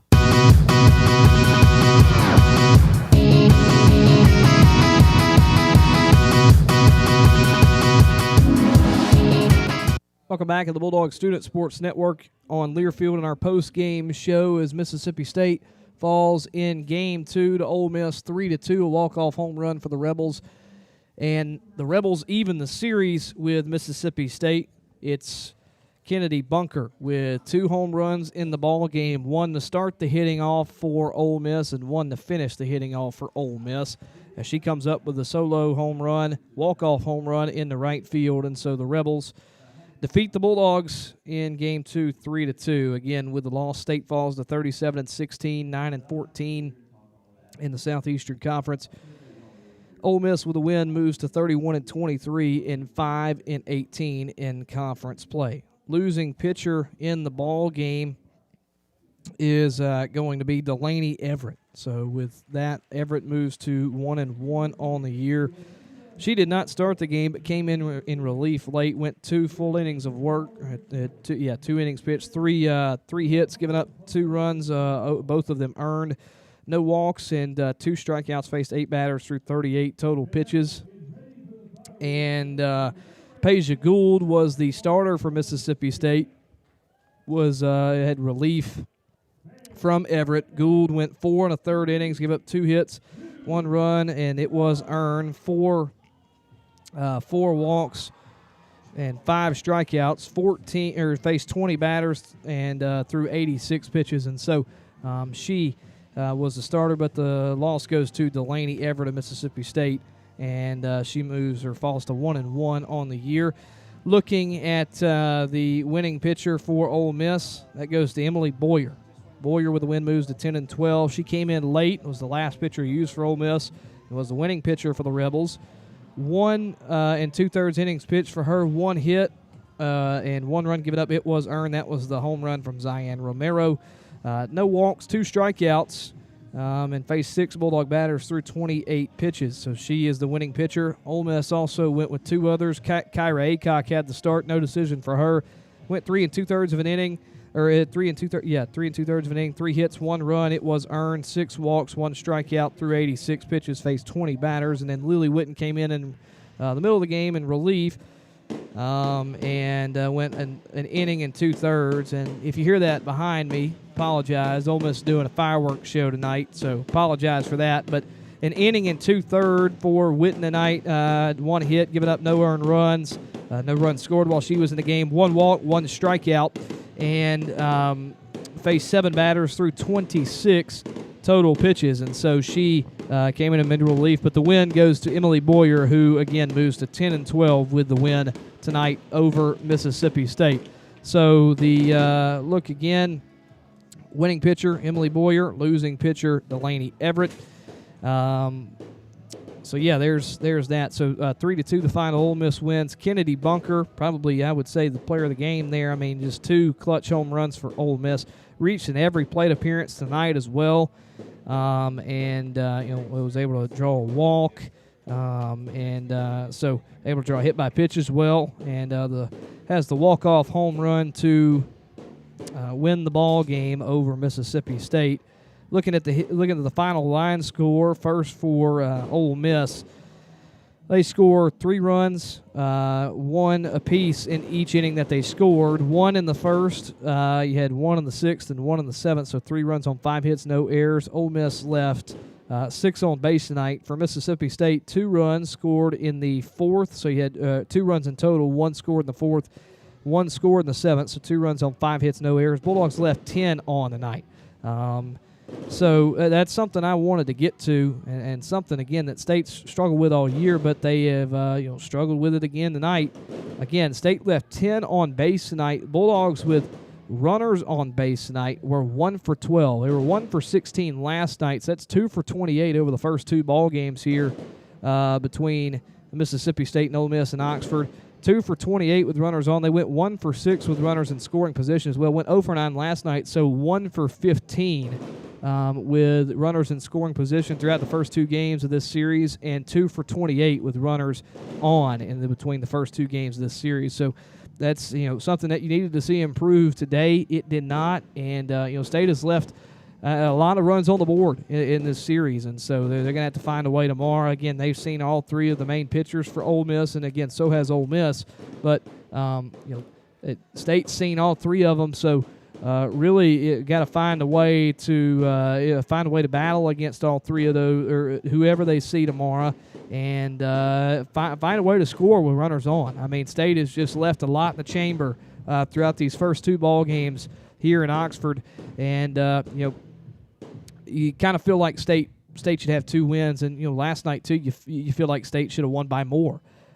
So again, State this weekend so far through the first 2 games, 2 for 28 with runners on, 1 for 15 with runners in scoring position. So that has got to improve for Mississippi State. Ole Miss tonight wasn't great with runners on or runners in scoring position as well. I mean, it was the long ball that that really carried tonight too from Bunker, but you had the Appling 2-out RBI double. They were 1 for 9 with runners on, 1 for 7 with runners in scoring position tonight. So look at what they did last night. They didn't have many opportunities in that regard last night. Didn't have any opportunities with runners in scoring position last night, and went 0 for 3 with runners on. So far throughout these first 2 games, they're 1 for 12 with runners on, 1 for 7 with runners in scoring position, as they went 1 for 7 today. So 2 teams that have feel like, outside of at least looking at today, last night Ole Miss just couldn't get anything going. But 2 games now that Mississippi State has left a lot on the table. in terms of who they've had on base and how many and the volume that they've had on base, left on base, and left in scoring position. And for Ole Miss tonight, the same thing, but 3 was able to get it done, and the 1 for 9 with runners on, 1 for 7 in scoring position was able to get it done as well. So a big win for Ole Miss tonight. Again, trying to create some momentum late in the year, try and get hot as they head towards the SEC tournament. Going to have to do some work in the SEC tournament, but again, they're going to have to they're trying to win the series, and for them too, it's their first home win of the year. So hadn't won a game previously here at home since tonight. So again, their first win at home this season comes in Game 2 against Mississippi State, the final regular season series of the year. So Bulldogs need the win tomorrow. Need it big, obviously, to win over Ole Miss and win the rivalry series over the Rebels. But the bigger picture, Bulldogs need a series win this weekend to increase their hosting opportunity. So RPI moved up from 16 to 15 from last night to today. And so, top 15 RPI, but you got to have a series win this weekend and probably need to do some work in Lexington in the SEC tournament. But it first starts with a win tomorrow with Game 3 starting at 2 p.m. Central Time here in Oxford. So, again, a disappointing loss for State tonight. Have to, tip your cap to Ole Miss, tip your cap to Kennedy Bunker, who, reached, like I said, in every plate appearance and was, a main driving factor in the win tonight for Ole Miss. And then also, too, you tip your cap to, the Ole Miss pitching staff this weekend. I mean, when State's got on base, they've really, really limited Mississippi State. So, I mean, State's been able to get on. They've been able to threaten, but they haven't been able to come around and score. So, again, just a tip your cap to what Ole Miss's pitching staff has done this weekend. They've struggled all season, especially through SEC play. But with runners on, they have not stressed, and they've looked as good as they have, probably the best they have all season with runners on base throughout these first 2 games against Mississippi State. So the Bulldogs got to improve with runners on tomorrow, and especially in Game 3 where Ole Miss has seen 3 of Mississippi State's arms. Still hadn't seen Layla Amon, so State could roll her out tomorrow. Probably will go back to Faircloth if I had to guess to start tomorrow. I'm not for sure, but I would assume State would probably go back to Faircloth. Obviously, Ole Miss had a lot of trouble with her on yesterday on Thursday, so maybe try and go back to the hot hand tomorrow. And Peja pitched fine tonight. Just didn't have any run support behind her. So hopefully Bulldogs can continue their good defensive play in their pitching and maybe get some run support tomorrow, as they're going to need a Game 3 win over Ole Miss to strengthen their chances for hosting an NCAA regional at home in Starkville at News Park. Look at some scores from around the Southeastern Conference right here. On Friday here, you got, let's see, some of the scores that have gone final. Tennessee with a victory over Missouri, so they win 4-2, and they win the series over Mizzou.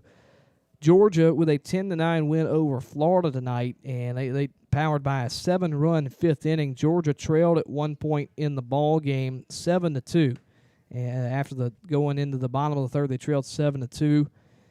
Had a 7-run bottom of the 5th inning, and that was enough to propel them to a Game 2 win. So they even the series up for us a rubber match tomorrow. They win 10-9 over Florida in Game 2. Alabama with a 1-0 win earlier over South Carolina, so they win the series over the Gamecocks. And then the only other game right now is all those were finals, and then there's one game going on right now. It's Arkansas and Texas in Austin. Arkansas trying to win the series over Texas. They won last night, and they're leading right now in the bottom of the 5th after a 4-run top of the 5th to take the lead. They're up 4-3 on the Longhorns there in Austin, again trying to take the series over Texas. So there's some scores from around the Southeastern Conference. Real quick, see if we can take a look at what Mississippi State baseball is doing. I think they had a 7:30 start time over there in Austin as they're on the road playing Texas this weekend. So I think they had a 7:30 start time, moved it back with some weather. So let's see if I can get a score real quick here. top of the fifth in Austin, and State trails 1-0. So 1-0 there. See if State's got anything going on as it's in the top of the fifth. See if State's got anybody on base. But 1-0 Texas right now. It'd be a big win, series win for Mississippi State too if they can do that.